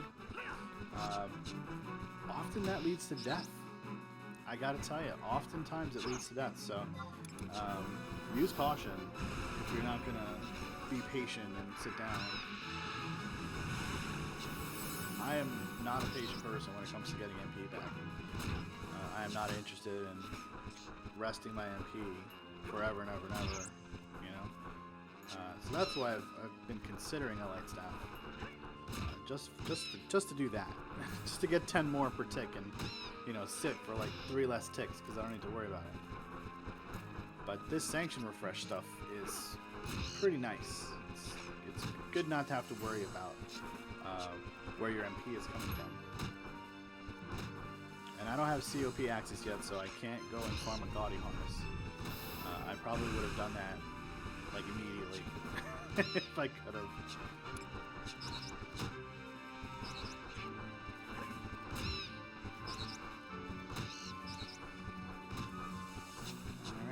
Got Stone Skin at least. We can cast Blink if we want to, but we're gonna wait on that. Alright. There's our chain 2. Let's see what this bird popped at. As a VT would be, you know, par for the course here, but now we're getting some low level pops, which I guess I'm okay with it. It's a little easier of the battle, and the XP is not great, but it will be an ebb and flow with XP. They'll come in bundles, and then it'll slow down a little bit because the EM pops, and then it'll pick back up again. So looks like we gotta pop food again. That means we're at the 90-minute mark. And we've made 6,854 XP in 90 minutes. So, decent. It's actually above average. I shouldn't even say it's decent. On the scale of Beastmaster charming stuff, it's a tough. +1 level tough. So it's good. Definitely ahead of where we want to be. TP Drain Kiss. Tell me you didn't just use TP Drain Kiss.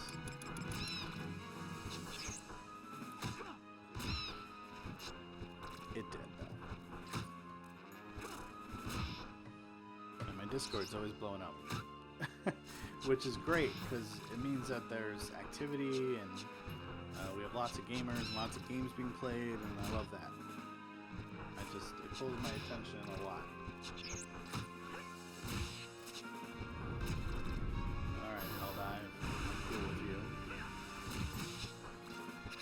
So our MP is pretty much back to normal. Let's blow a regen here, because we're going to cast a Stone Skin and Blink in probably like a minute.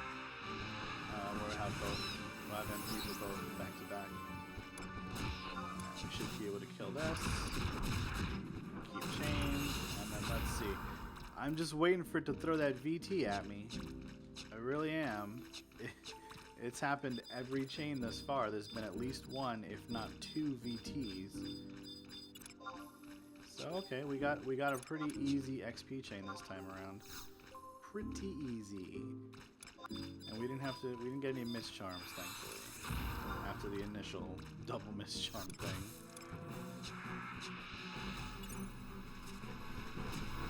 So we started this chain, I believe, on a VT, and we're going to end on a regular tough here. And he looks to be about +1 or 2 levels, so this is kind of where we like to be at. This is a comfort zone right here.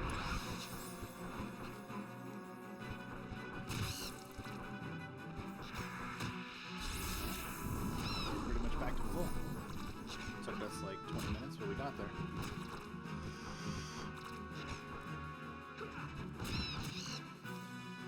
Goal is never stop killing. Never stop making XP, man. And there are very few fights where you really feel comfortable letting the leech just do its job in this particular zone, because these marsh mirrors they're much stronger than the leeches. Not just in level range, but just in power. Like power, HP, they almost always hit harder, which is normal for the level difference, but their defense is just really good, and their hit points are much higher than the leeches. And that's just outside of level adjustment. Like, leeches are hardy and all that, but these marsh mirrors, man, they are beastly. They are just damn good mobs. That should be a chain 4. Alright. Yeah, that was only +1. Alright, so we've got enough MP to cast Protect now, so we'll do that. And now we're right back to where we started.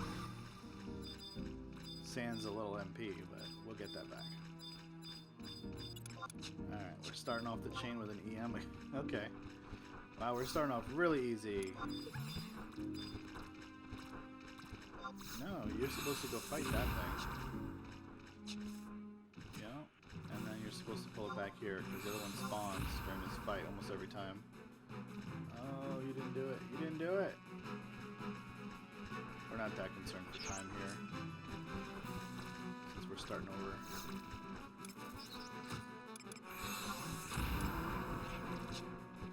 There we go. Set up and start.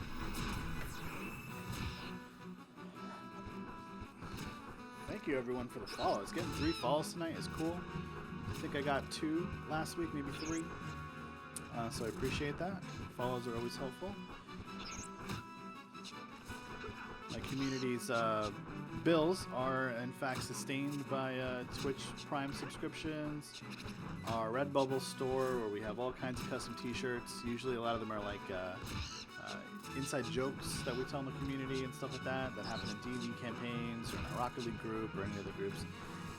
And we also have a Patreon, which right now is pulling about almost $40 a month. So we're able to keep the lights on, pay for our web hosting, pay for our SoundCloud subscription for our podcast. So it's good. We're doing really well this year, and obviously let's see more donations because we do giveaways with all the extra money. We don't keep any of the extra money; it all goes back into the community. But we appreciate everything we got. It's been wonderful having the bills paid for the first time, really in ever.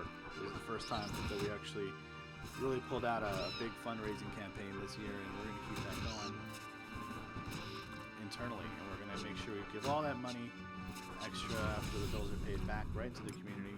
Buy Steam cards, AAA titles for people, whatever they want. Every year, every month we'll do a giveaway, and somebody will get some prize. And right now we can almost afford to do a $30 giveaway every month. Almost. We're about $2 short of that, so we'll probably do a $20 giveaway in May. We're going to talk about the details of that tomorrow at our monthly officer meeting. And after that, I'm going to go see Avengers. So get an 11 o'clock showing. It's a bit late. My wife's not super happy about it, and I'm not either, but circumstances being what they were, that's the kind of the time that we could work out. So that's what we're doing. I hope it's a good movie. I mean, I'm pretty sure it's going to be a good movie. I've been hard-pressed to say anything bad about the Marvel movies, other than the fact that they're a little formulaic. But I thought, then Captain Marvel came about, and that movie was less formulaic. No love interest for the main character. If you haven't seen it yet, you should go see it. It's good. I'm not going to tell you anything else about it. But I liked it. I liked that they sort of just changed things a little bit. It kind of seemed like Marvel was pretty comfortable doing things a certain way, and you want to change it up a little bit every now and then. So that was good. It's good to see. Sort of a less human movie, I think. She's not really the most personable hero. She just has a mission. Also, watching them try to de-age Samuel L. Jackson, that's a good one. That was good.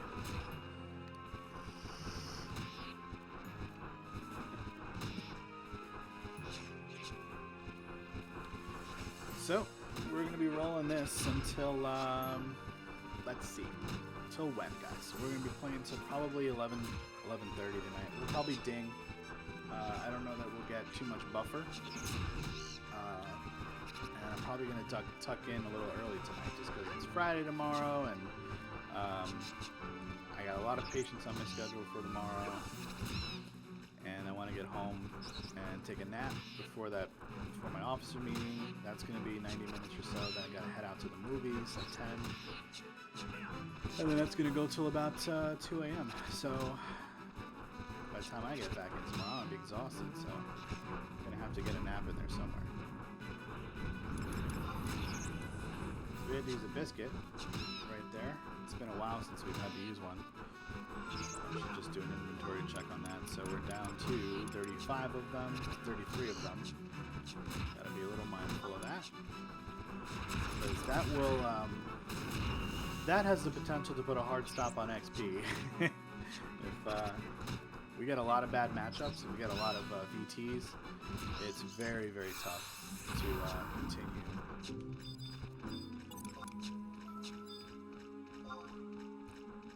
So that was bird versus bird.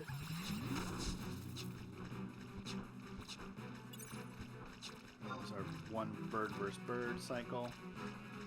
We are going to do leech versus bird again. There we go. You go this way.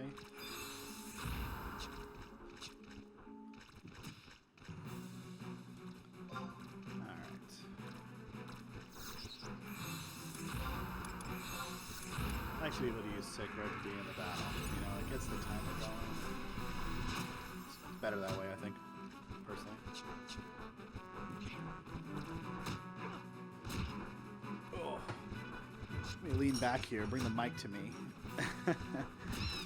Just chill a little bit because it's kind of been sitting up and hurting my back a bit. But, if any of the viewers here are players on Eden, talk about yourself, tell me a little bit about you. You clearly know who I am. I talk a lot on the Discord.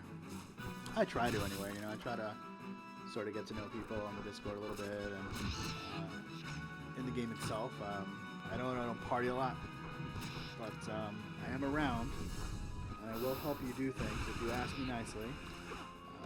Last week, when we were doing Biota Tree, I had an open offer if you wanted a Biota Tree coffer key, and I did see about 6 of them on the stream that all hit the ground, and nobody needed them, so if you need a Biota Tree coffer key, you should probably go ask someone else. Nah, you can ask me, it's fine, I'll get you one. They're really not that difficult to get. Ooh, I think my allergies are flaring up, and I don't know why that is, because I'm in my own damn house.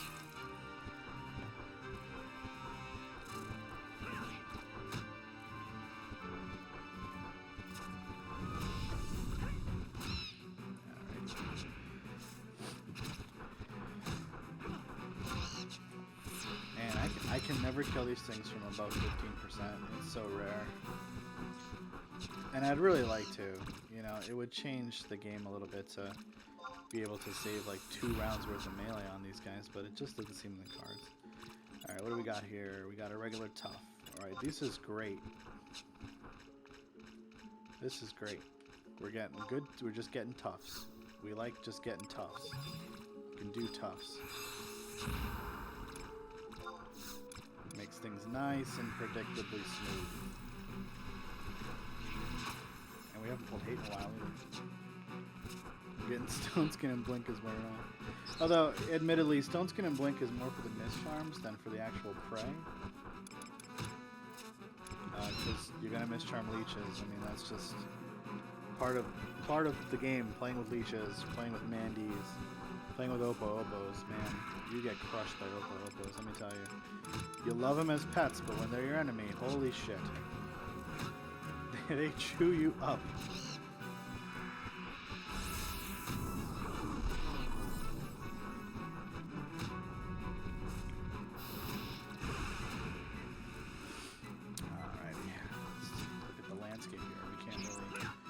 I'm always just worried that I'm going to use Acid Mist, you know, and that is a justifiable worry.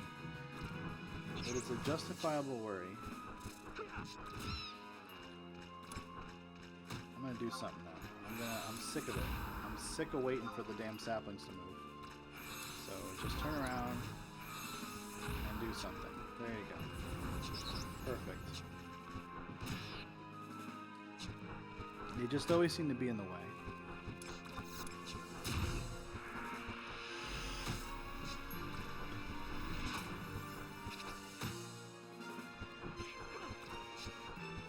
No, don't miss.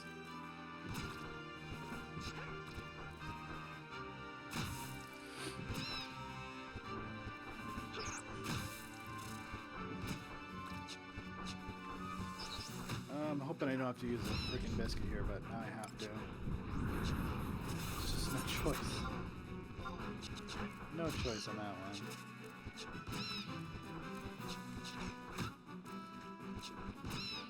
Let's see if I can get this thing down a little bit. Alright, that was a 13% rampage.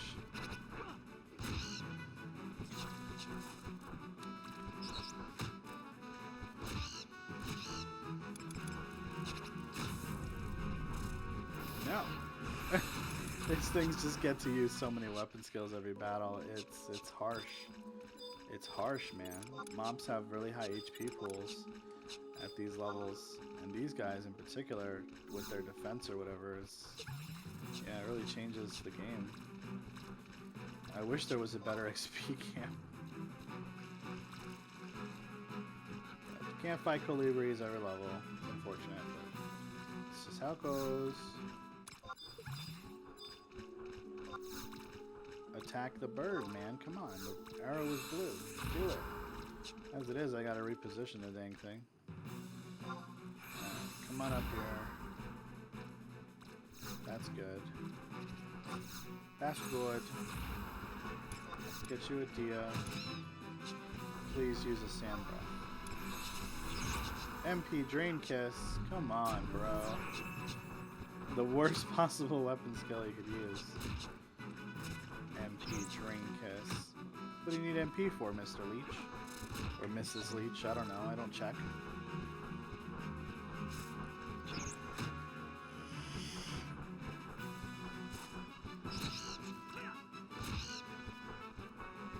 How would you check for Leech's gender? How does that work?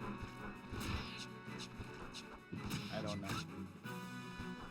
Or how about checking for Leech's sex? Yeah. They are amorphs, right? So maybe they're just hermaphroditic? I don't know. Questions that Final Fantasy's developers never quite answered. Maybe it's best that they don't. Maybe they drop their spawn in the lakes because they always hang out near bodies of water. Yeah, that's what they do. These are my Mire musings, by the way. I know this is the name of the stream. It makes sense now that I'm doing it. I hope you're pleased with your content.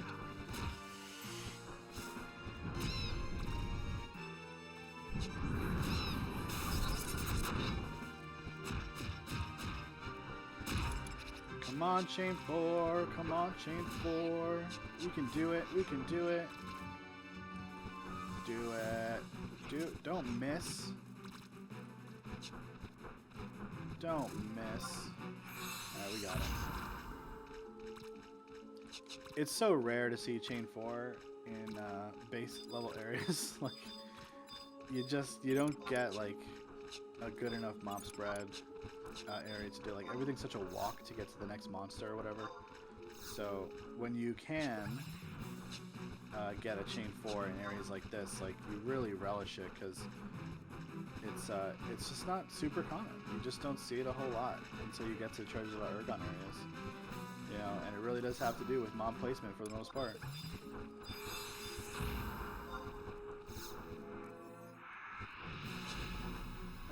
That should be far enough. Yeah, that should be far enough from that tree that he won't aggro this one. I'm gonna just assume. We'll see.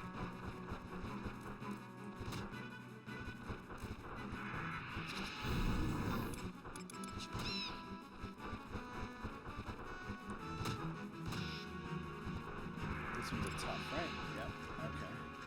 This one looks only be one level higher.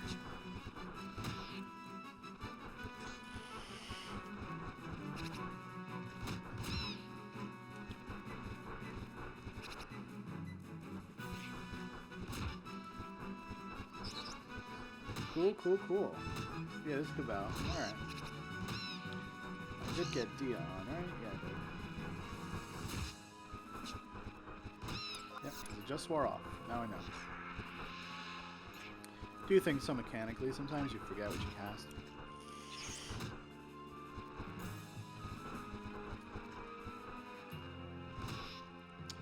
You know, the past couple weeks, if you've been here right at the start of the stream, what I've noticed is within the first, like, 10 minutes or so, I've had a crash. And I think I figured out what that was.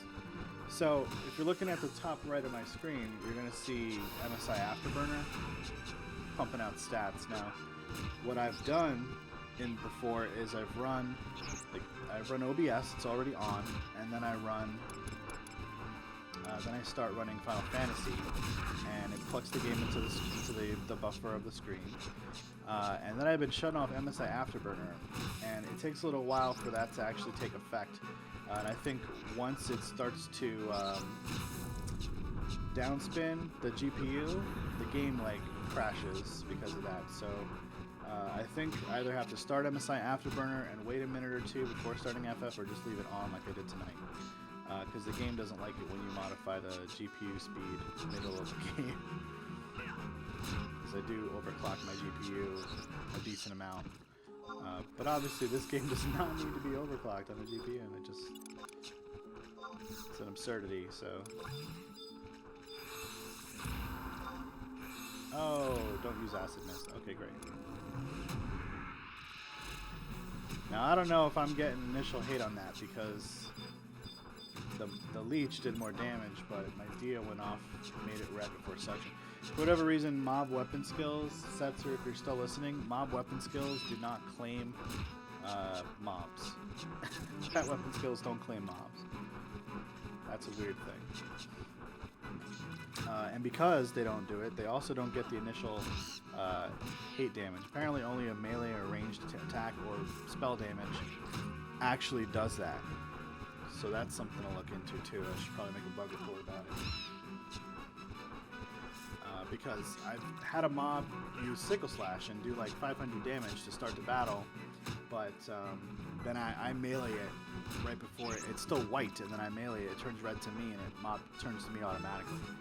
So the initial ability doesn't claim the mob, and it doesn't get the initial enmity bonus either.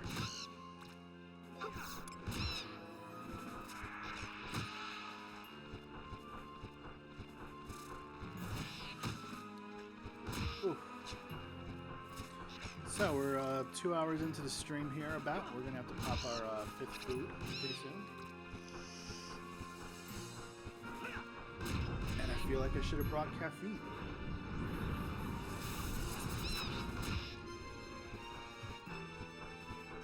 So a couple hours ago I said I was going to talk about some alternate camps at this level.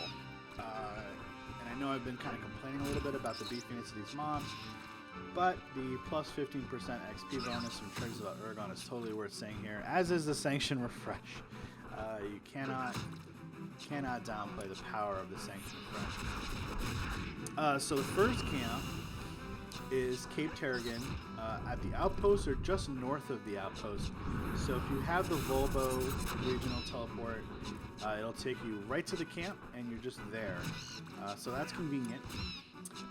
What isn't convenient are the mixed pets you're going to use. So there's some rabbits out there, and there are some sand lizards, and there are also robber crabs that start becoming EM at 64. I believe they're 64 to 67 in level range.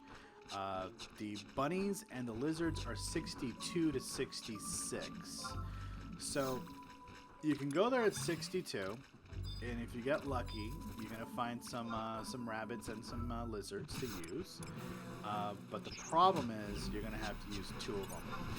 So you're going to need at least, I would say, based on the mob spread there, and this is another problem, the mob spread you're going to need about probably 3 of each, and you're going to need them each in different sort of areas out in front of the outpost. So now you can convert everything to EM if you can. There's like 6 bunnies and like 5 lizards, something ridiculous like that.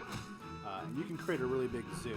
Now the problem is lizards link by sound, so mist charms are bad, and rabbits link by sight, so those mist charms are bad. And you really don't have a lot of space to move until you start clearing goblins, okay? Lizards have breath attack, frontal, and rabbits have whirl claws, so these are some really bad choices when you're fighting in a densely packed area. But instead of going there at 62 and using a pet swap, you can go there at 64, same deal, convert mobs, but you should be able to kill the goblins there that range from 65 to 68. So if you go there at 64, they're all going to be tough. There's going to be 1 VT, just like this area, very similar level spread, a little tighter though, 1 less level. And you can do them, and they're goblins, so that's cool because they drop the bomb and all that other stuff. The problem with the camp is the mercenary is the easiest one because he's the warrior. The bandit out there is a thief and will triple attack. The alchemist is a white mage and it does use cure 5, so that's annoying. Plus it comes with blink and stone skin sometimes and other buffs that white mages put up. So that camp, it just sucks, man. And like I went out there, I did it as the pet swap type, and I said, you know what, even if I could use 1 mob per fight here, I still wouldn't want to do this.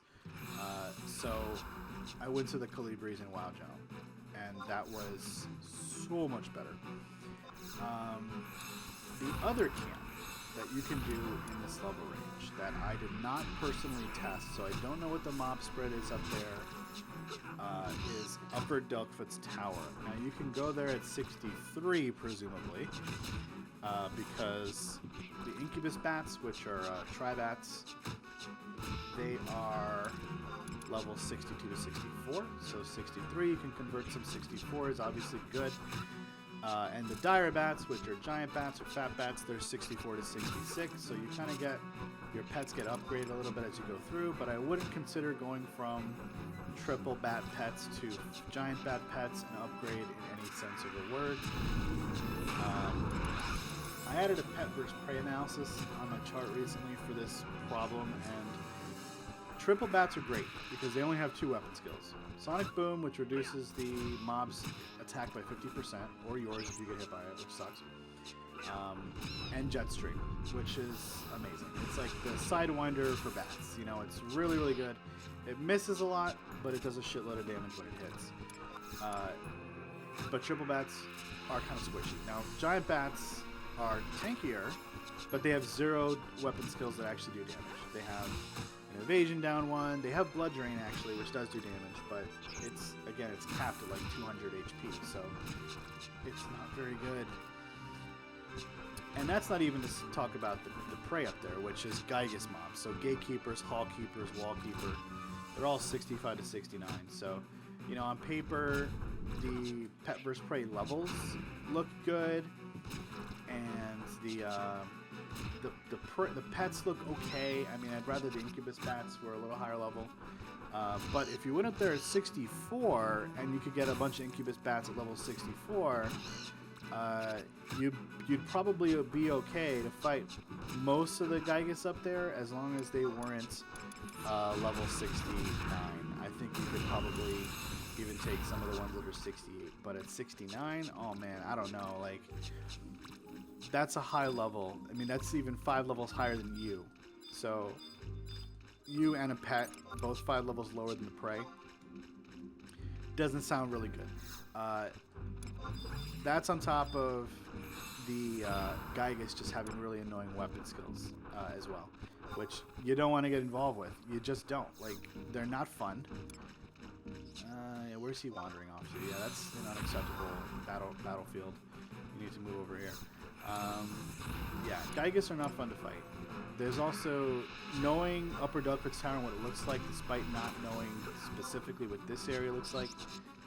The Gygus there spawn in batches, and they're very hard to single pull because they want to use ranged attacks on you, they have a pet, all other manner of business. So you might stick to like just the warrior type or whatever up there.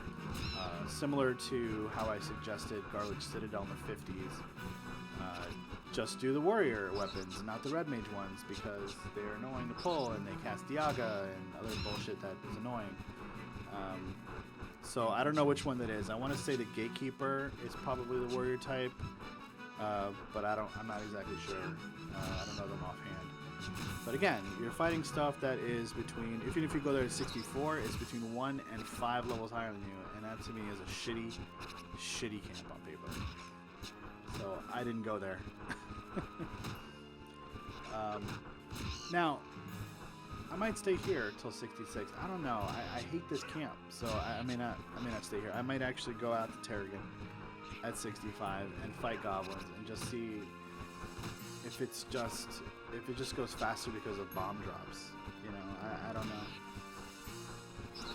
I like fighting gobs. Gobs are cool.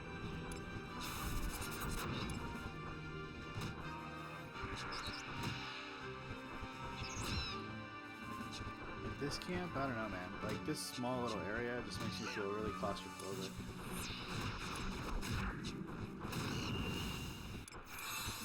This is the problem with Beastmaster.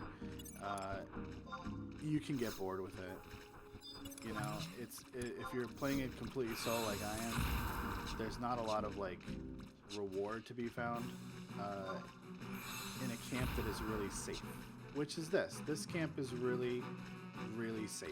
You know, there's not a ton going on here. You're not worried about a lot of stuff. You're not really worried about dying. So when the challenge isn't there, even the XP being good can be kind of like, yeah, but, you know, I can get good XP anywhere, right? Like, I could get good XP in another area, maybe that's alternate, so, I don't know. But I'm going to grade this area as an A.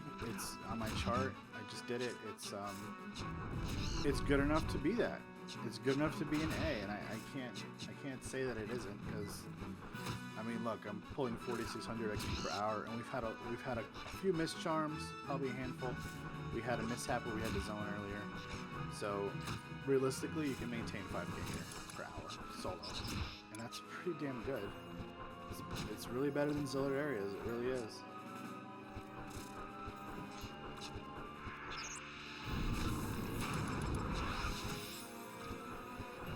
So yeah, I have to tell Setzer about that initial mob hate bug that I noticed. I'll post that one up on the GitHub probably tonight, tomorrow, whenever the heck I remember to do it. I also keep forgetting to buy a buzzard strap +1 for my charm set. Like, I got the light staff, I could be squeezing out one more charisma. I just keep forgetting to actually buy the damn thing. So I should probably upgrade my charisma set in general. Should probably get an HQ core set. I don't have one of those yet. I really don't think I need the rings, but it'd be nice to have the strap at least. Hey, we did a 16 there. But this is an EM, so I'm not even gonna count that. Alright, you take a break, buddy.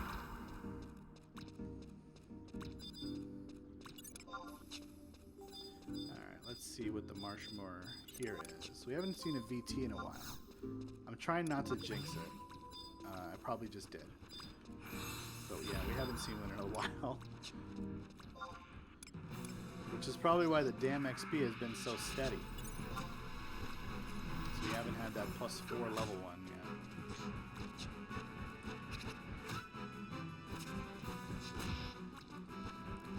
I'm gonna risk it. Oh, okay, he's regenerating, that's fine.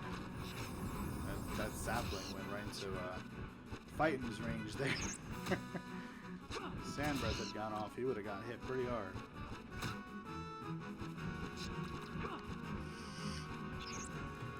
He lost food. No, I don't want to use familiar. Damn it. Alright, well, it is what it is. It's not like I'm doing anything else with it.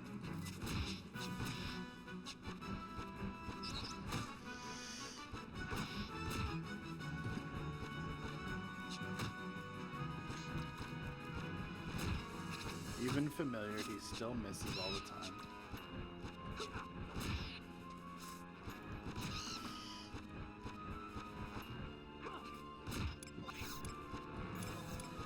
Yeah, this one is 66, I would say.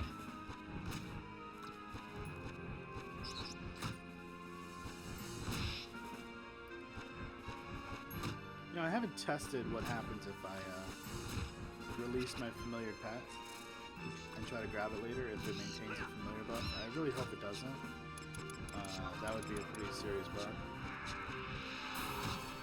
But based on how leave works on the server, I've noticed some other things too. Like mobs retain the sick command. So if I use sick right now and he never gets to 1000 TP and I leave him and then pick him up again later and use sick again, he'll use 2 weapon skills in a row. One for the original sick that was queued, and then the second one. I reported that as a bug already, but it hasn't been fixed yet. And I thought for a while it was only the same weapon skill because I was on Tribats when I was doing it, but I later noticed on different mobs, completely incidentally because I'm not doing it on purpose. I obviously use sick because I want my mob to use a weapon skill. It would use different ones, and it would use, you know, the first one at a whatever TP 1000, and then the second one it would just fire off at 0. And they would just be back to back. So like the Tribats would use like Jetstream, or Jetstream, Sonic Boom, or Sonic Boom, Sonic Boom. It's just a little ridiculous. Okay, this is ridiculous right here. This charm filler shit.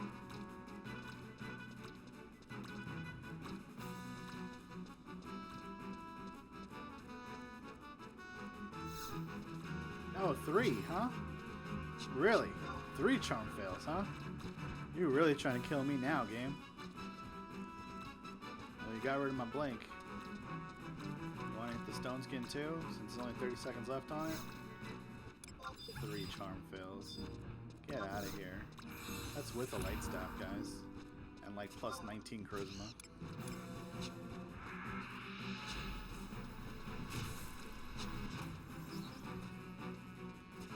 We should pull out of this area. I think, right? Yeah, we should. No, don't charm, just fight.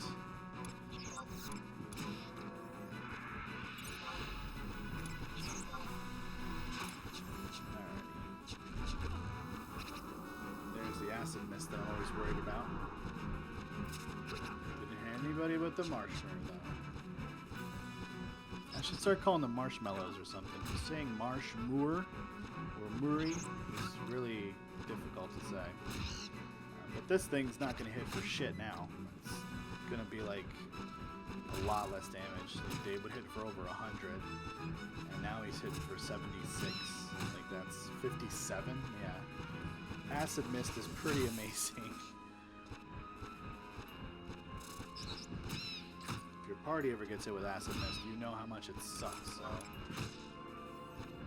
it's just like Sonic Boom, except acid mist actually does damage. Sonic Boom doesn't.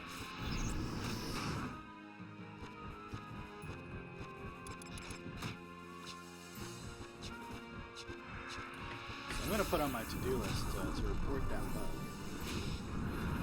But first I'm going to use our biscuit. So we're going to want to report the bug that I've just been talking about. Holy shit. Yeah, right.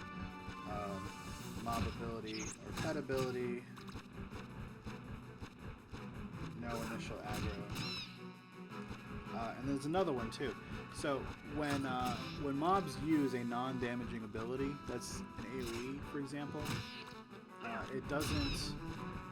Hell, it could be a single target. It could be supersonic. That's sonic, whatever thing that's the giant bats use. Infravision, infrasonics. Those don't aggro mobs either. So if you're using a pet triple bat, and I'm standing among all these mobs, and I use Sonic Boom, it will hit all 10 mobs, but none of them aggro me. So non-damaging pet abilities don't aggro nearby mobs. So those are 2 bug reports that I will submit. Those 2, they both have to do with pet abilities, interestingly enough.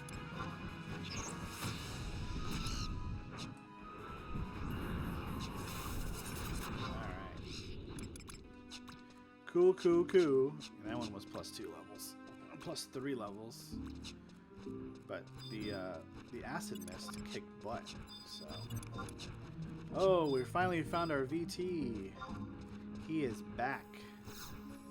So we're gonna use a bird to fight the VT, which I can't say I'm excited about.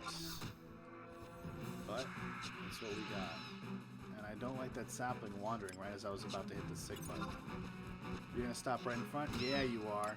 Yeah, you are, you dick. That's so annoying. Why? Why does the mob AI do this? If it uses Wing Cutter, I'm gonna aggro the damn sapling. It's so annoying. Alright, now you're out of the way. Hell dive. Alright. Is it gonna miss? Nope, it hit. Sweet. These VTs, man, they are no joke. They do a decent amount of damage to my EM pets. And to me. I don't want these things on me.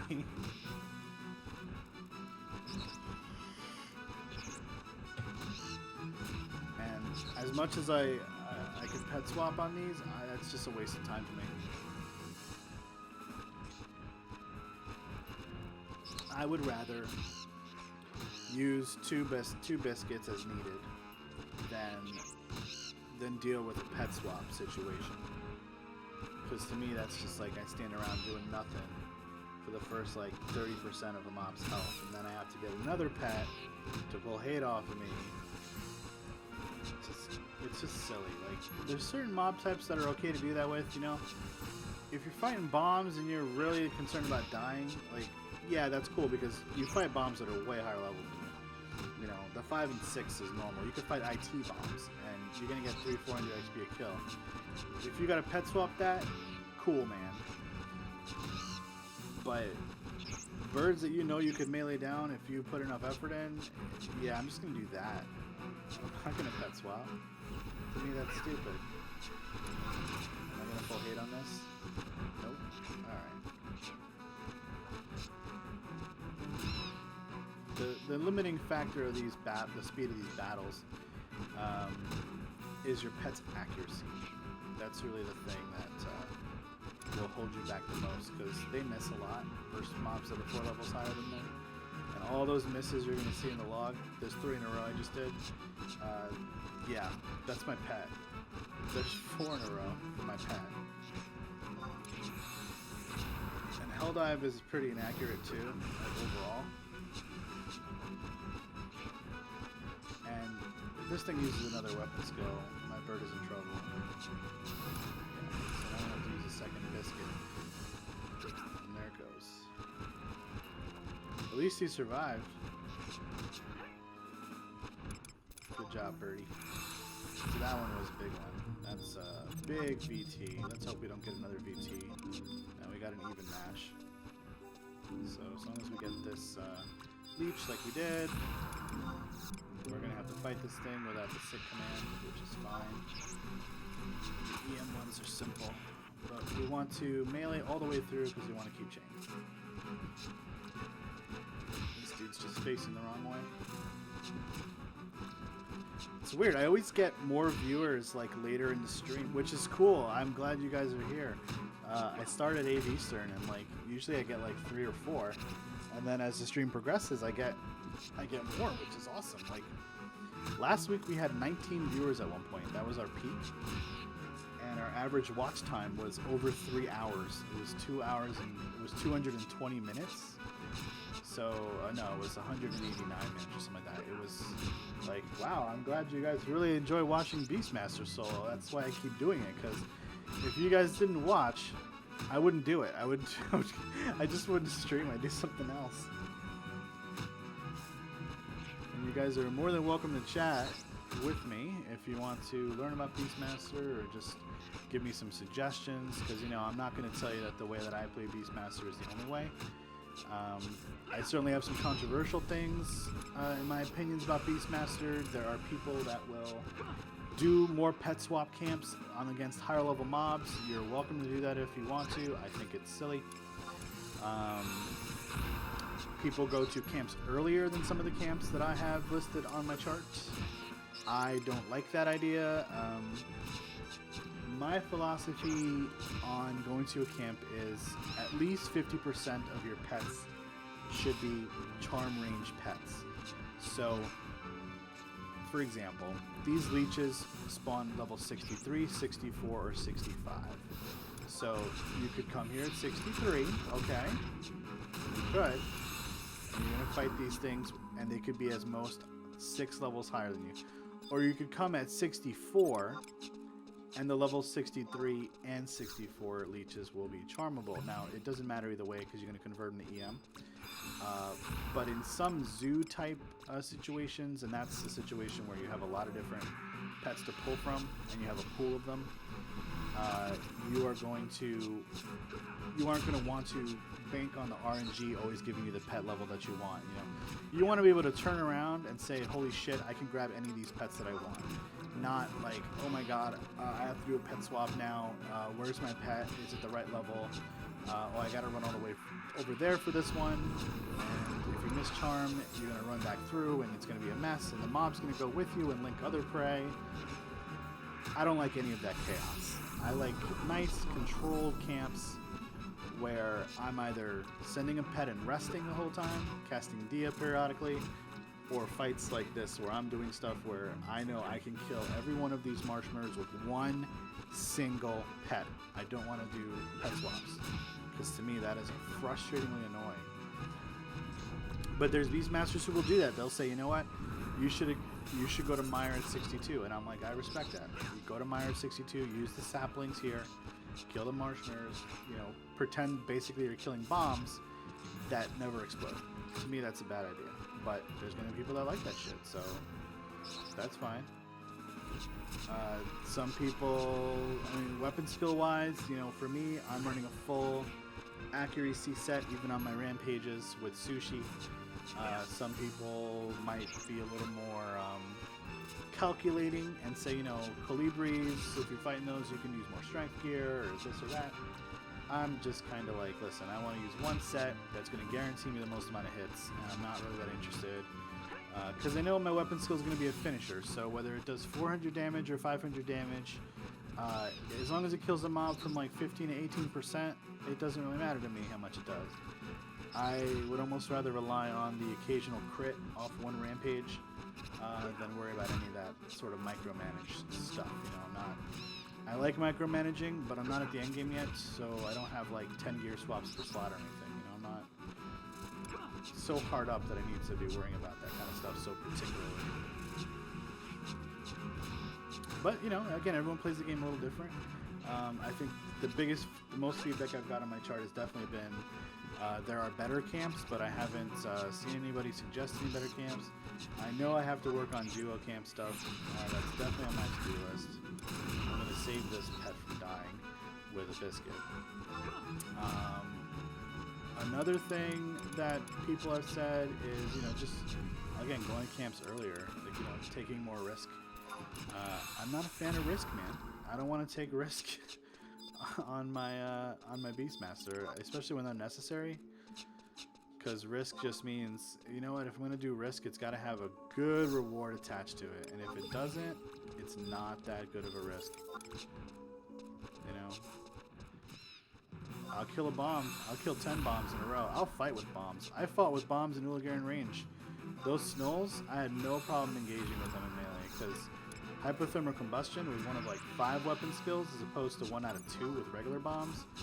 And they just have no defense. You just kill them so damn fast that I would have rather kept Stone Skin up 24/7 and fought with the bombs and pushed my XP forward than do a pet fight battle with a Dia and just sit around. Like, to me, that's unnecessary. But with bombs, when you're fighting stuff that's like 6 to 8 levels higher than you, yeah, you're not gonna fight with that. You're never gonna fight with it because you're never gonna hit the mob anyway. And when you do, it's not gonna, you're gonna make it do explosion faster, which is fine, except it'll explode at a higher level HP and kill you faster.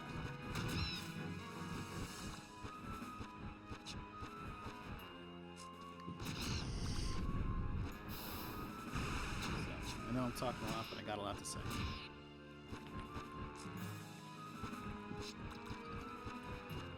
And actually, talking is funny because I'm a talk therapist. I'm a licensed psychotherapist in New York State. I'm also a KSAC counselor, which is a drug counselor. So I'm duly licensed. And people do a lot of talking to me all day. I do a lot of nodding and suggestions and giving people feedback and encouraging them in certain ways, and basically everything that people would normally call advice.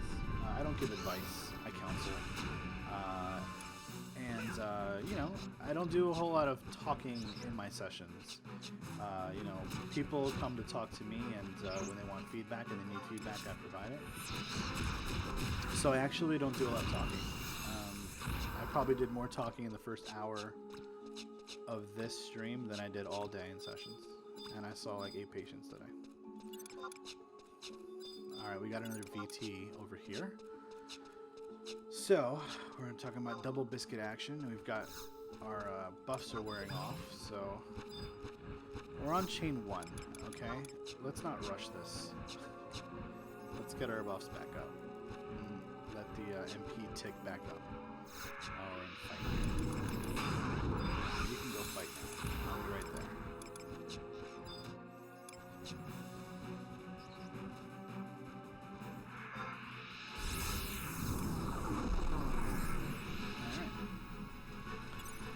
Perfect. So now I use sick early, but I'm hoping that that sapling won't be right smack in between the mobs when it happens. Or that sapling for that matter. But we'll see what happens here. I might be pulling some hate here, yeah, I am. Hey, sapling that's getting in the way. Oh, jeez. I'm gonna have to keep an eye on that.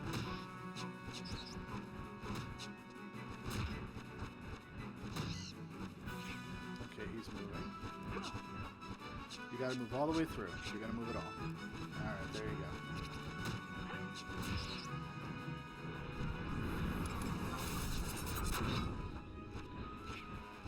I actually think I might have brought just the right amount of pet food betas for this.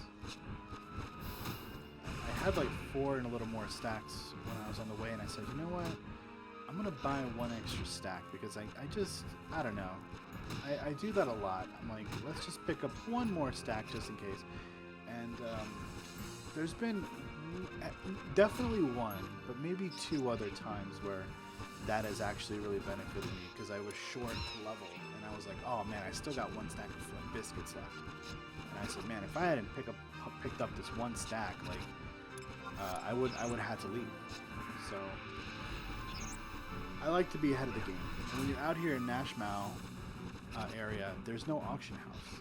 At least I don't think there is. There might be a Kikarin that's the auction house, but yeah, if so, I didn't poke around enough to find them. But yeah, you don't want to be short. In fact, I'm pretty sure there's a Kikarin that is an auction house here. I don't know why I think there isn't, but it's not on the map. Let's put it that way. So if you're gonna float out here, you got to make sure you got everything you need. You know, preferably, obviously. You never want to leave home without stuff. You want to do your checklist. You know, do I have Signet? Do I have Sanction? Do I have my own sushi? Do I have food for the pet? All right. Do I have my Shihai if I need Shihai? You know, do I have my instant warp scroll and my instant re-raise scroll? These are really important if you don't have re-raise yet, which doesn't come till 66. You know, stuff like that is, you know, you never want to leave home without it kind of stuff. This Martian might die. Okay. So good. You used the weapon skill on me. I'm super glad about that. But now we have to kill this thing before it kills me. That could be a challenge. Because I've been able to pull hate because this guy has been missing a lot. Let's go look at the tape. Look at all that white text. Miss, miss, miss, miss, miss. Lots of miss. Not happy with misses. I'm glad we stopped that fight and we put up Stone Skin and Blink before it, if you recall. Because I'm a little sketchy on using these EM birds as pets. They're not the greatest against the BTs. They'll get you through the other stuff though.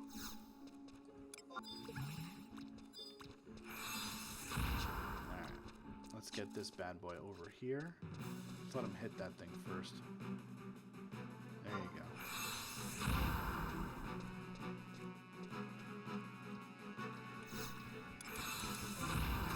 No, I screwed that up. Shit. Alright, well, I'll get D on while fight's ticking down. And now fight's ready. And blink. I really wanted to get blink up before I cast D on, but that's okay. So we're gonna have a quick weapon skill here. Regeneration. I'm kind of okay with the regeneration as long as it's not on a VT. But I'm never okay with MP Drinkus. Not ever, and for obvious reasons. It's a shitty weapon skill to use on birds.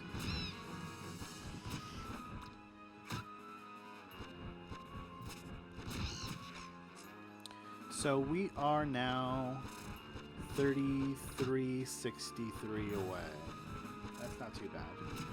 We're not going to hit our 11 o'clock time, but we're probably going to be closer to 11:25-ish if we stay on pace here. And we'll stay on pace. I can't imagine we won't. I might pass out before before leveling. And I'd hate to go somewhere without buffer, but I may end up going somewhere without buffer. It may just be how it goes. I don't like usually leaving an old XP area without some like 2,000 XP or so. I think I'll be less worried about it when I get 66, because I'll keep re-raise up. And I do realistically need to start thinking about investing in an MP set so I can cast re-raise, because that's going to be 175 MP. And I don't have that. I can barely cast raise. I have an Electrum Hairpin. I should probably upgrade that to whatever the most recent hairpin is. I had that for the bomb camp, one of the bomb camps or something like that, because I just wanted to have a little extra MP to be able to cast Stone Skin and stuff like that. It may not even have been a bomb camp. It was probably something else, but... Alright, what do we got here? We got an even match for our chain 4, and it looks like we should be able to keep this as long as we don't mischarm. And every time I've said that, I've mischarmed. Alright, perfect. Go, saplings. Surround my leech and be annoying.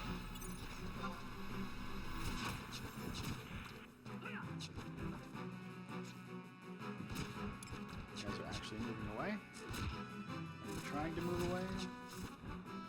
Let's move a little bit farther. Let's see if we can just do it. Just do it. Suction, that's fine. Suction's a good one. Does a couple hundred sometimes.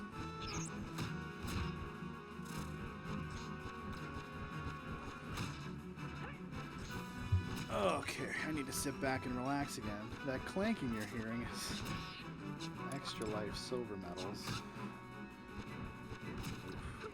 Sorry about the noise.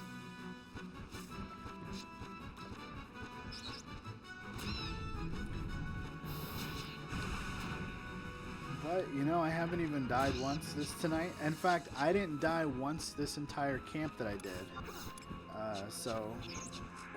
Even at the Colibris, I died once, because silly me, decided I linked all 3 Bs by accident, because I hastily pulled one when I really shouldn't have. I should have waited for it to wander till it was out of sight link range and pulled it, and it would have been fine.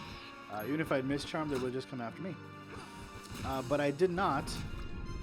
I did not do that, and I got all 3 Bs on me, and then in swooping them around to use leave on them to work my way down to having a pet, I just didn't do it right. I kept re-aggroing the pet that I was leaving, and that's just really bad form. And I was doing it on my laptop, which is a much smaller screen, and I wasn't accustomed to the camp yet, and so I made some really silly mistakes. I corrected those, and I ended up doing, I think, that entire camp on my laptop. So I got accustomed to it, you know, just making sure that I zoomed in on the bees a little bit to see where their little faces were facing and whatnot, and it wasn't too bad. Yeah, that camp is really good though. 62 to 64 have definitely been the easiest levels of Beastmaster. Yeah, it's definitely been that and the Guzgan Mine bomb camp. Super simple. Way more risk in Guzgan. It's a hell of a hike to get there, number one, and then you're surrounded by aggro mobs and aggro pets. There is a safe spot down there though, so it's not all bad. But the Colibri camp, other than the pets are actually more of a threat to you than the prey are. Which is odd. It's not usually the case. And you know what's interesting about that camp? It's the one camp where you absolutely never, ever, ever use the sick command. You never use the sick command. Like, even when I fought using wasps in Yotor against the Goblin Reapers, I still used sick. But there, you can't afford to lose a bee, and the bees can actually melee down the Colibris with your help, like, and the HP difference is, it's always favorable, with the exception that a +3 level Colibri uses Pecking Flurry twice in a battle. Then you have to use a biscuit. Most of the time you don't have to use pet food ever. So that camp was not only cheap on the wallet, it was super stupidly easy XP. And I don't think there's going to be a camp that'll ever come close to it. I don't think there'll ever be a camp where you can get 6k an hour, solo, with 0 risk of death, aside from whatever your own stupidity and impatience dictates.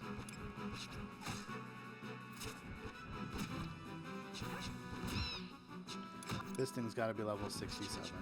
It's a toughie.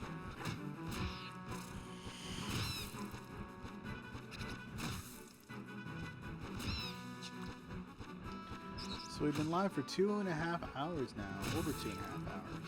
Normally we do 4, but we're probably going to shut it down in about 11:30 tonight. We'll probably get this level and then I'll head out here. We've got 3k to go. We need to start killing this damn thing. All right. I like pulling hate here at the end of the battle. That's fine because I don't have time for another reward. And I just want to get this damn bird dead before it kills my damn leech. And I haven't lost the leech yet tonight. Let it be known. That was the start of a new chain. It was 230, so yeah, it was 2 levels higher, it looks like. Let's see. Alright, we got a tough bird, and we're going to grab our even match bird. I keep checking the bird up here, even though I know it's EM. Because in some of the zones, pets are wandering too far because of nav mesh issues, and they are despawning themselves. So, just to be on the safe side, I'm checking. I don't think it's happened at all in this particular little area here. You know, from the zone line to this point. But I don't like taking the risk. You know, if I end up charming a tough, it's gonna break the chain and stuff like that. So. That's another reason to grab the pet on the hill and kill the mob that wanders in that bigger area, because the pet has a much smaller roaming space. So to me, he's got less chance of despawning.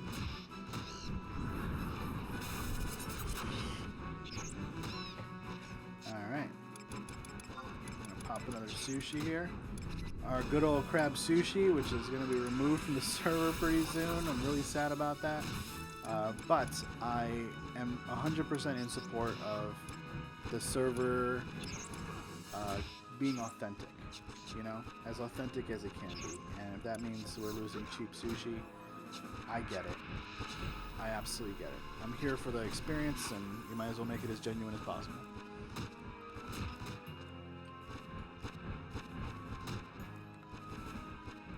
I'm going to hate paying 10k for split sushi. I'm gonna hate it. I may end up just getting jack-o'-lanterns or something. I don't know. I'm kind of split on what I'm actually gonna do about that, because I've got not 100, but I've got dozens of hours of XP to go, and I kind of want it to be just as easy as possible. You know, I don't really want to work that hard for it, or work harder than I have to. And with that sushi gone, I'm gonna have to definitely work harder.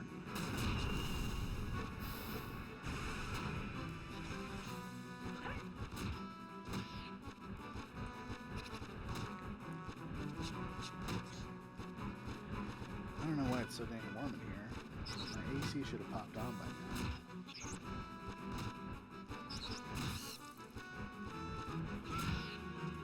Let's go check line. Let's go check line. Yeah, it's big monsoon.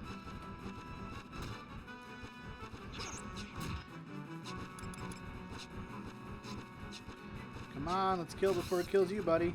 Oh, it's gonna kill him. Oh no, he got it. He got it in the middle of Wing Cutter. Wow. That's great. Alright, so we've got 2 even match mobs here. That's gonna be a thing. We may just fight it right there.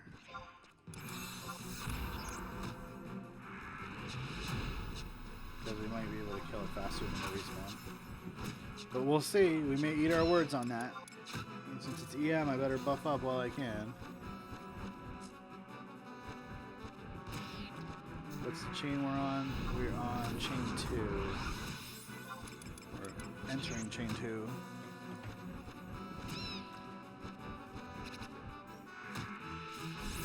Alrighty.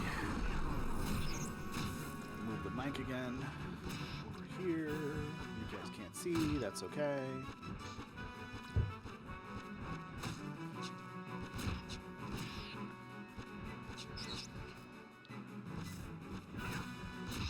Alright, 2,400 to go. So that should be half hour at most.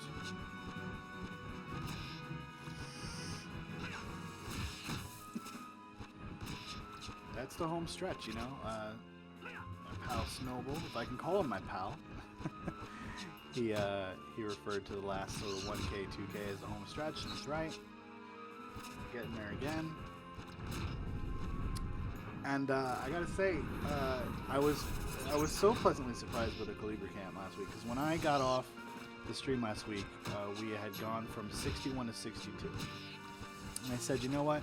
I don't know what level I'm going to be next week. I may be just 63. I doubt I'll be 64. But I entered the stream today, 64 with 10k buff. So that Calibra camp was really a godsend for XP. It was so easy. So easy. And as long as these leeches keep liking me, we can be friends. Really good friends.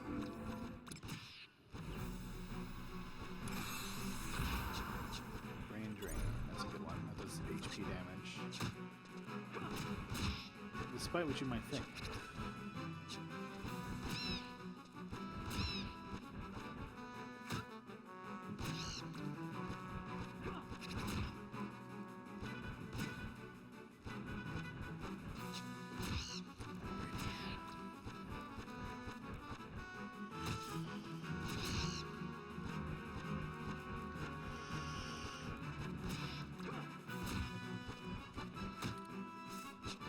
Marshmore's int down effect. Oh, okay. Brain drain puts int down on the mob. That makes sense. I don't think it's like I saw it earlier and I didn't think about. I didn't put 2 and 2 together. Makes sense. Certainly is in Dia. And these messages are weird. Because Dia will tell you Dia effect wore off, even though Dia is a defense down effect. It doesn't apply defense down effect specifically. It's sort of an all-encompassing effect that has a defense down component as well as a dot component. But then when you see extra added effects like stuff from Brain Drain or Absorb Strength or whatever, those are individual debuffs, and it will tell you specifically that those specific debuffs were off. So, there's, you know, we talked a little bit about inconsistencies last week. Mostly in the character menu stuff, you know, attack, defense, the hidden effects that stuff has that we don't see and we don't know why we can't see it. Just some of the mysticism surrounding this old game, and the design choices that Square Enix made to literally hide that information from you. In some ways, for what appeared to be an arbitrary reason, no rhyme or reason to it that we could tell. You know, you could chalk everything up to PS2 limitations. I think there's a joke made on the stream last night, rather last Thursday. I had forgot that was even an ongoing joke back in the day. PS2 limitations was absolutely a joke, and it was very real. It was very real. Because this game's development was severely hampered by the PS2 for so many years.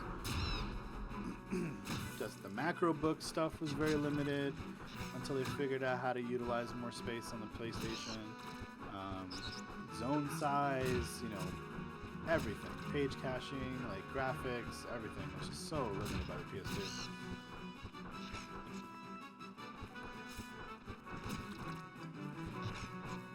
You know, in much the same way that games nowadays, the consoles are the limiting factor there too. Consoles certainly come a long way since PS2 in terms of graphical fidelity and CPU power and all that stuff, you know.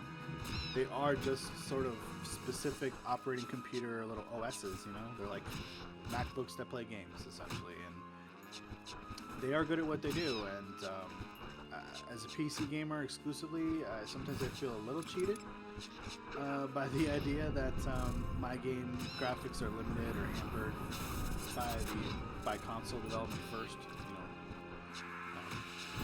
But I don't take offense to it, you know. I really don't. I think if you like games, you should, you know, it doesn't matter what they look like, because this game certainly isn't, you know, the most graphically compelling game.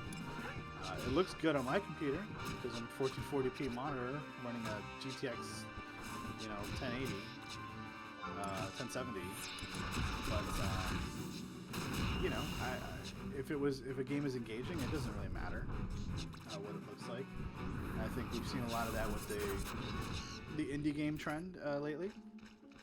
That's been cool.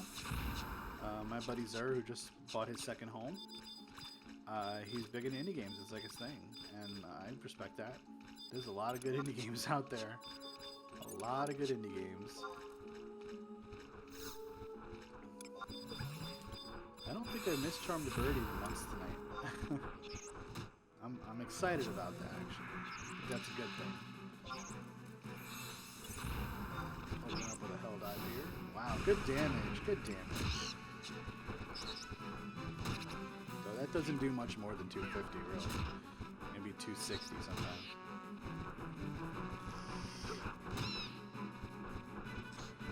Less than 2K now. We're moving about as fast as we can. We're really limited by the power of our pets here.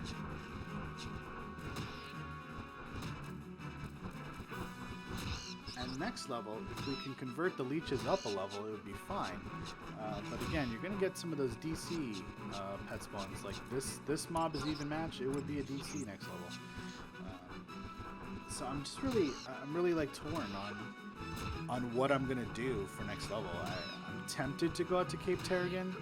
I do want some conquest points. I think I want another...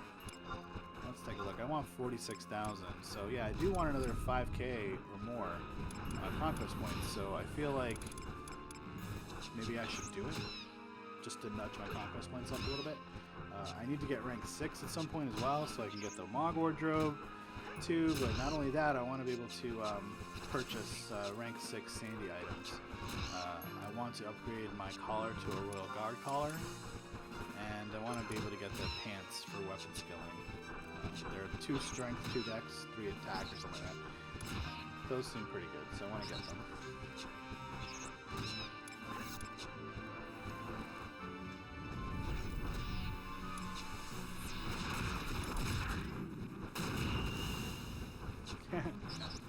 I was anticipating pulling a little hate there.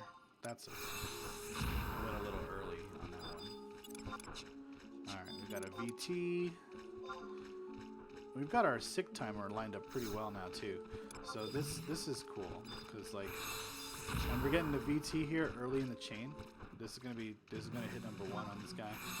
So I like that a lot. And if we can get, yeah, do a big sand breath. Come on. Yeah! That is an amazing sand breath. 783 damage. That is the sand breath for the ages right there. That's the most damage Leech has ever done with that. Holy shit. You see its HP bar drop from like 96 to 78?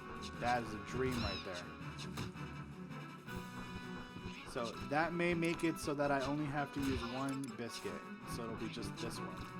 I shouldn't need another one, but we will see how it goes.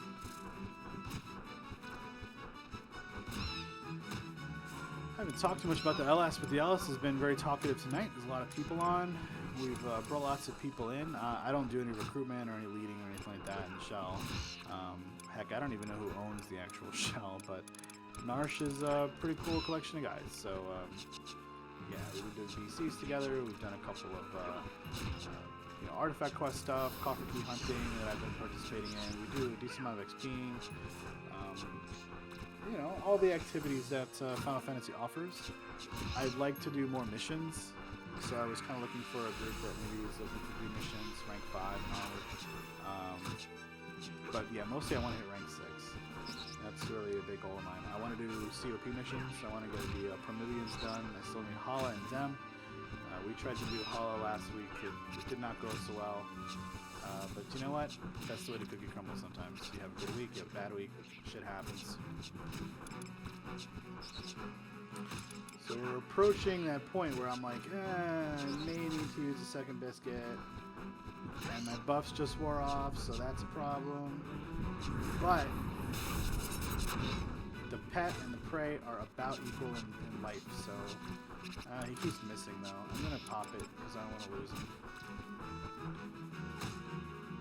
So that sand breath was amazing, but it wasn't our holy grail, unfortunately. It wasn't the thing that really put us over the top, unfortunately. We still needed to use the second one. Now, next level, when these leeches are a level higher, and they're fighting the same level pets, things could be different there. So that was a VT who was on chain 1, so he was right at the second mob of the chain, so we had lots of time to kill him. We're going to get an even match here. So let's go and do that.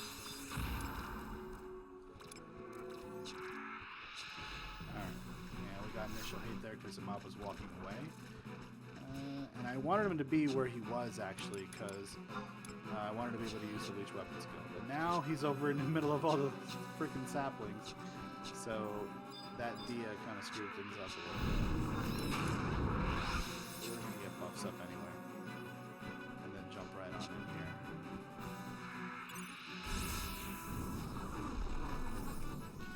Maybe what we'll do is we'll move, see if we can move a little bit here. Maybe that sapling will stop stalking me. Nope. It wants to absolutely stalk me exactly in breath range. Oh, this game just does things.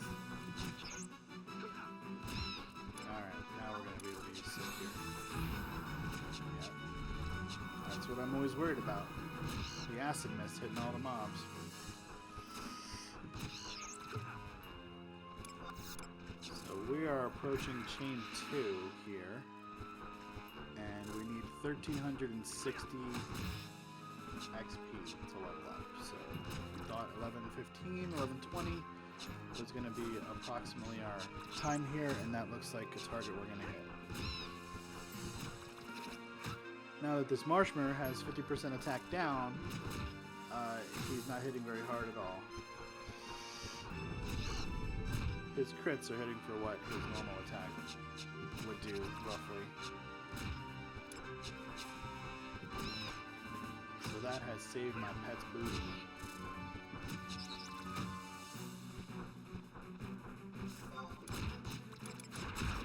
Alright. Chain 2. And let's see what this guy is. He is a tough. Alright, that's cool. Let's see if we can grab the leech. Have him fight the bird. We have to pull the bird out of there because it's gonna. Another bird is gonna spawn. We don't want him to get stuck on the hill. Alright, there we go. Alright, we're making it, guys. We're almost there. Definitely the home stretch. We're almost at 1,000 to TNL.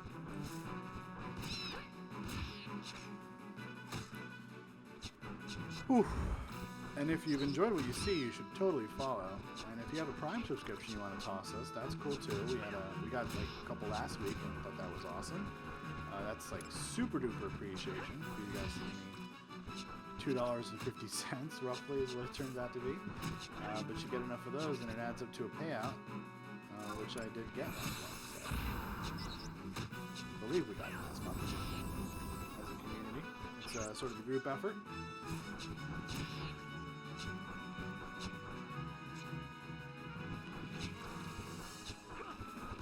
Pet's missing really sucks. There is a Subligar that has pet accuracy, but I'm not sure that it actually is obtainable on Eden.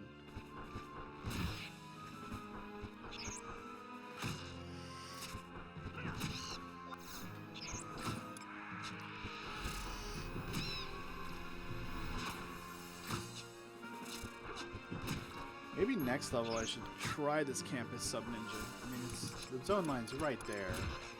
If it doesn't work out, I could just pop over. I mean, it wouldn't be a big deal. I don't know. I think it's better as sub-white mage. If you get those 3 mist charms and you're running around like crazy, like, I don't know that 3 shadows is the thing you want. And I know I shouldn't worry about mist charms so much as like pulling hate from pets, but obviously I'm not pulling very much hate from pets. You know, 1 wing cutter equals like a long time of rest, so I'm just not sure. I'm not sure.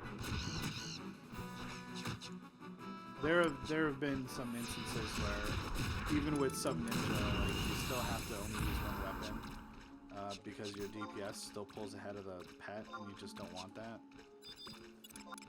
Oh, we're gonna get a VT here. I don't know that we're gonna keep the chain with a VT or get chain 4, but let's see. Let's see how we do.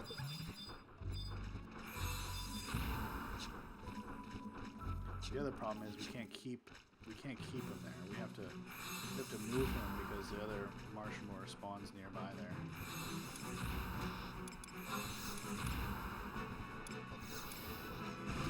Okay, so we get a held out to start. That's good.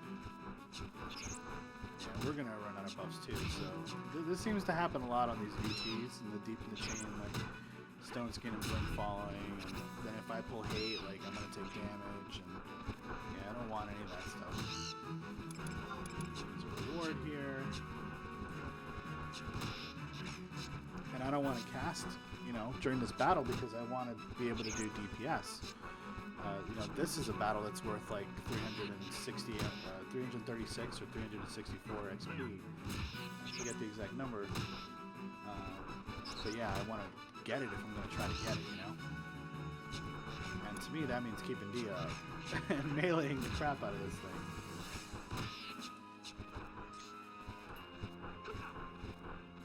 Looks like our guy's gonna have a weapon skill. Oh, he already used it. D is gonna wear off any second now. Reapplied.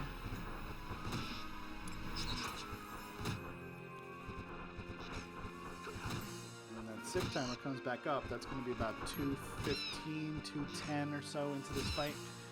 So we're not even under 50% yet. So chances are we're going to lose chain. But we'll see. We'll see.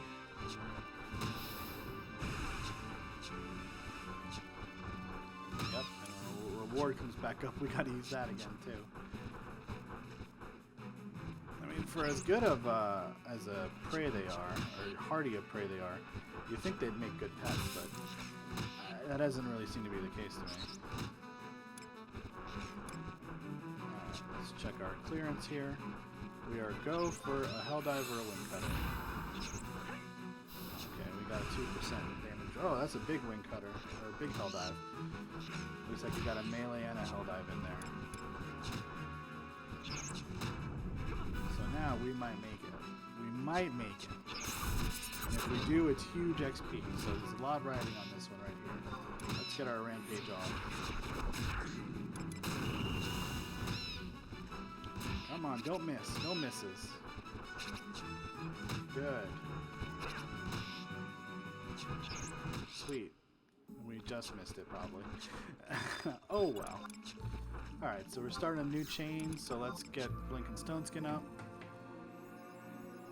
We lost out on about 80 XP there, but I think with the leech, you know, they're just better. The EM leeches are just better than the EM birds.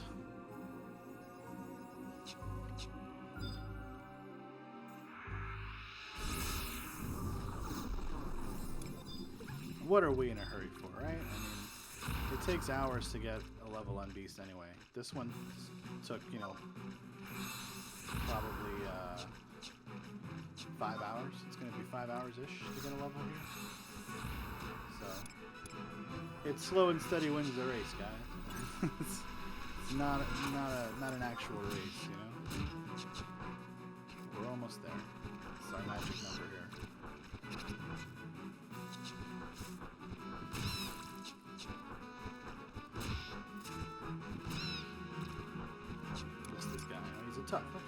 He only looks to be about one level higher than us, though.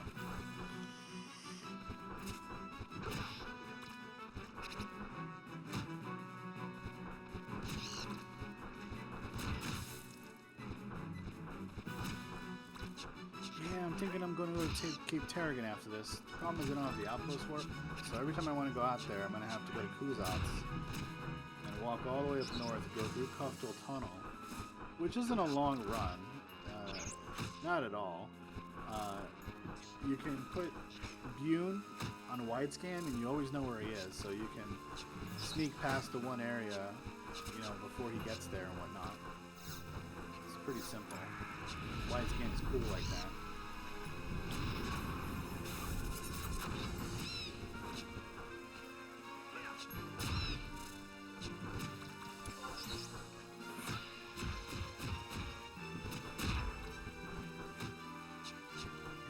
Save sick.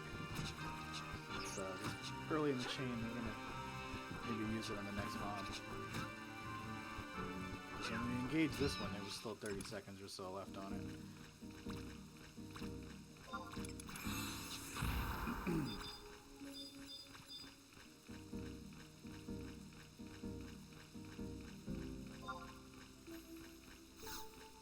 Oh, miss charm. Tame has now been our friend tonight, and that's understandable because my intelligence on Elvon is the worst stat imaginable.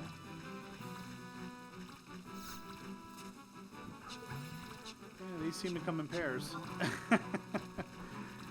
It's come in triplet once.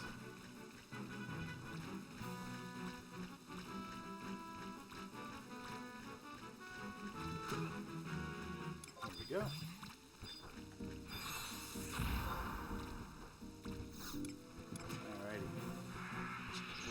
Chain here, so we didn't want that to happen. We're on 2. We're on 1. Okay, yeah, we'll be alright. We'll be okay. In fact, I'm not against moving it this way, so that I can use sick right now. There you go. Yeah, 198's the cap on Drain Kiss, it seems.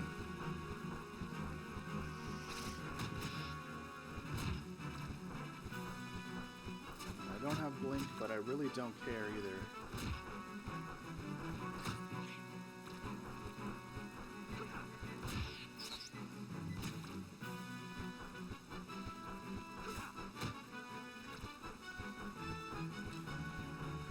I wonder if at 65 I can get a new axe. I don't think so. I don't think there's any more new weapons.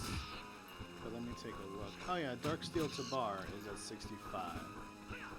And it is 45 damage. So there's probably an HQ that gives me 46, but it is a level 83 smithing synth, so chances of there being an HQ are unlikely. In fact, chances of there being even one NQ is probably unlikely. So I'm not super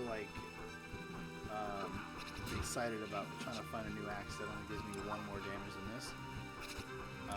But it does have a better delay, so it's got 289 delay. So maybe that's worth shooting for. I don't know.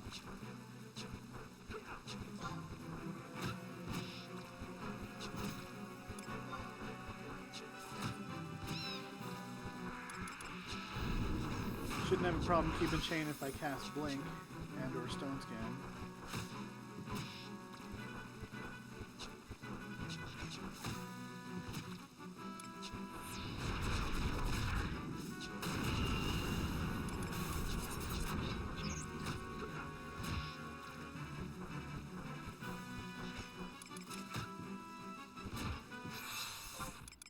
Okay, that was a good one. So we are 223 away. So if this is a tough that's 2 levels higher, this will be the ding mob right here. We can keep the chain, which we haven't had trouble keeping chain 3s tonight. Wait, what happened? Where'd my leech go? Did I hit leave by accident? Yeah, I did. I hit leech. I hit leave instead of heal because I didn't reset my macro bar. So that's a few seconds lost. That's a shame.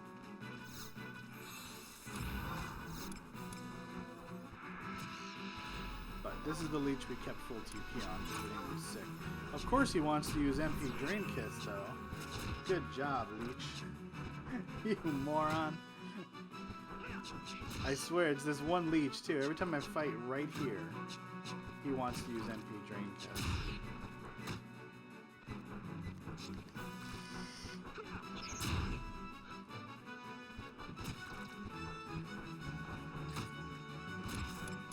Well, we're not going to afford to, time-wise, we're not going to be able to afford casting Blink, so we're going to have to melee all the way through this one.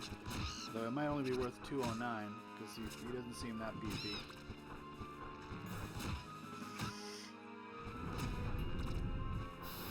I take it back.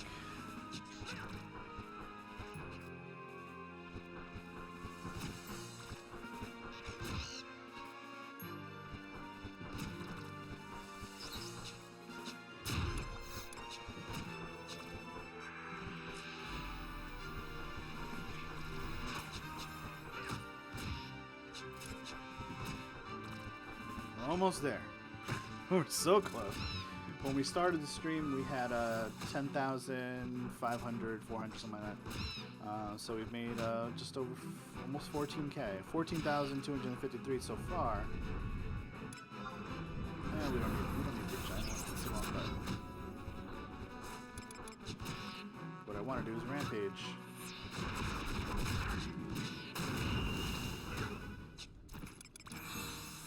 That was the one, right? Nope, it wasn't.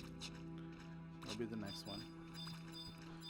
So we'll come back for this guy. He's a VT. He won't be when we ding, though. He will not be. We're going to grab our bird friend up here. Oh, good. The other birdie's coming at us now. Yep, perfect.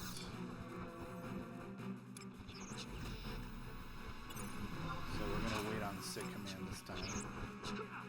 And that was a chain 3, right? Yeah, so this will be chain 4. We'll get this. This should be simple enough.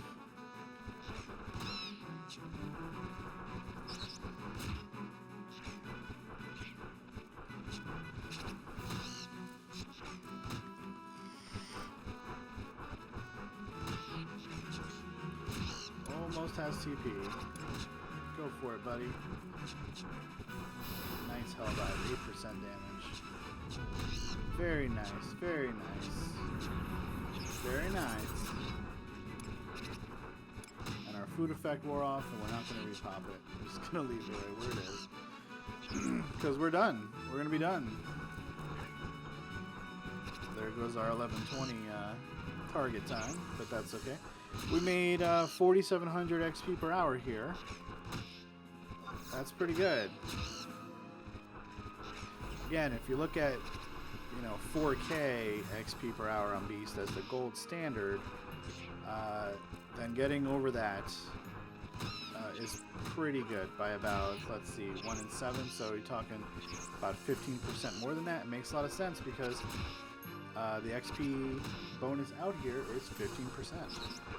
So you do the math, it all works out that these XP camps are just literally straight up 15% better. Now, there's other factors, mob placement, shit like that. The mob placement here, these were all in a very small space. I didn't have to roam a lot. So getting out here, coming out here and doing this was just easier. So this leech is now a DC leech.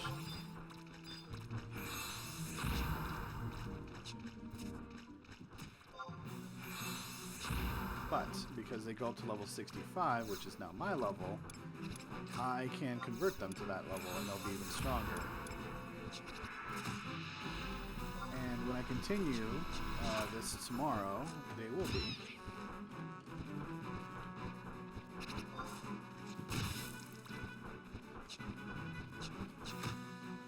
Very good, very good. The next Bloomsbury quest is pretty trivial. It's running around talking to NPCs. Seems pretty simple.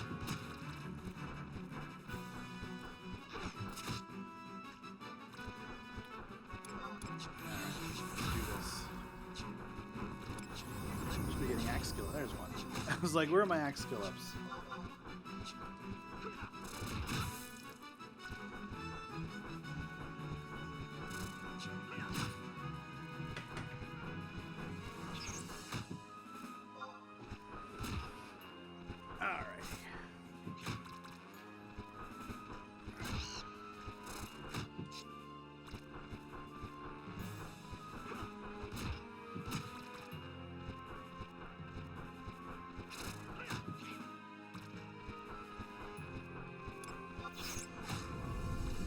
This Marshmore, he's not doing well. Is it because I'm not missing a lot? Who's missing? The Leech is missing a lot? I think I'm missing a lot because I didn't eat food.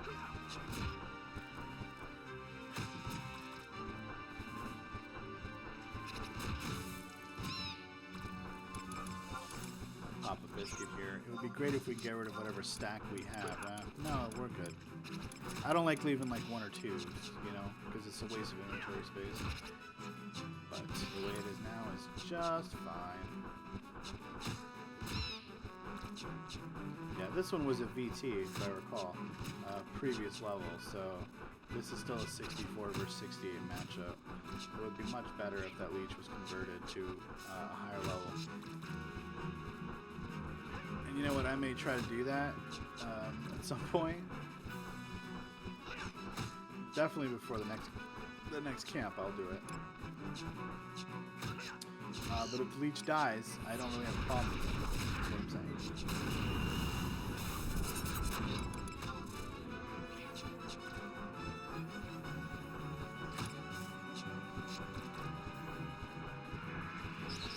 Let's see what Leech pops out here. A Drain Kiss, that's good. That gets it going in the other direction for Leech.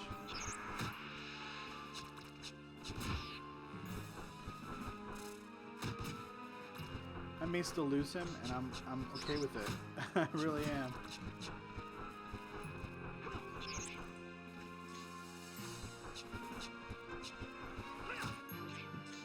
Yeah, well, the fact that I'm missing this much is not a good sign. I'm gonna have to try to take this guy down myself. I'm gonna let the Leech die. Could have rewarded it, but I don't care.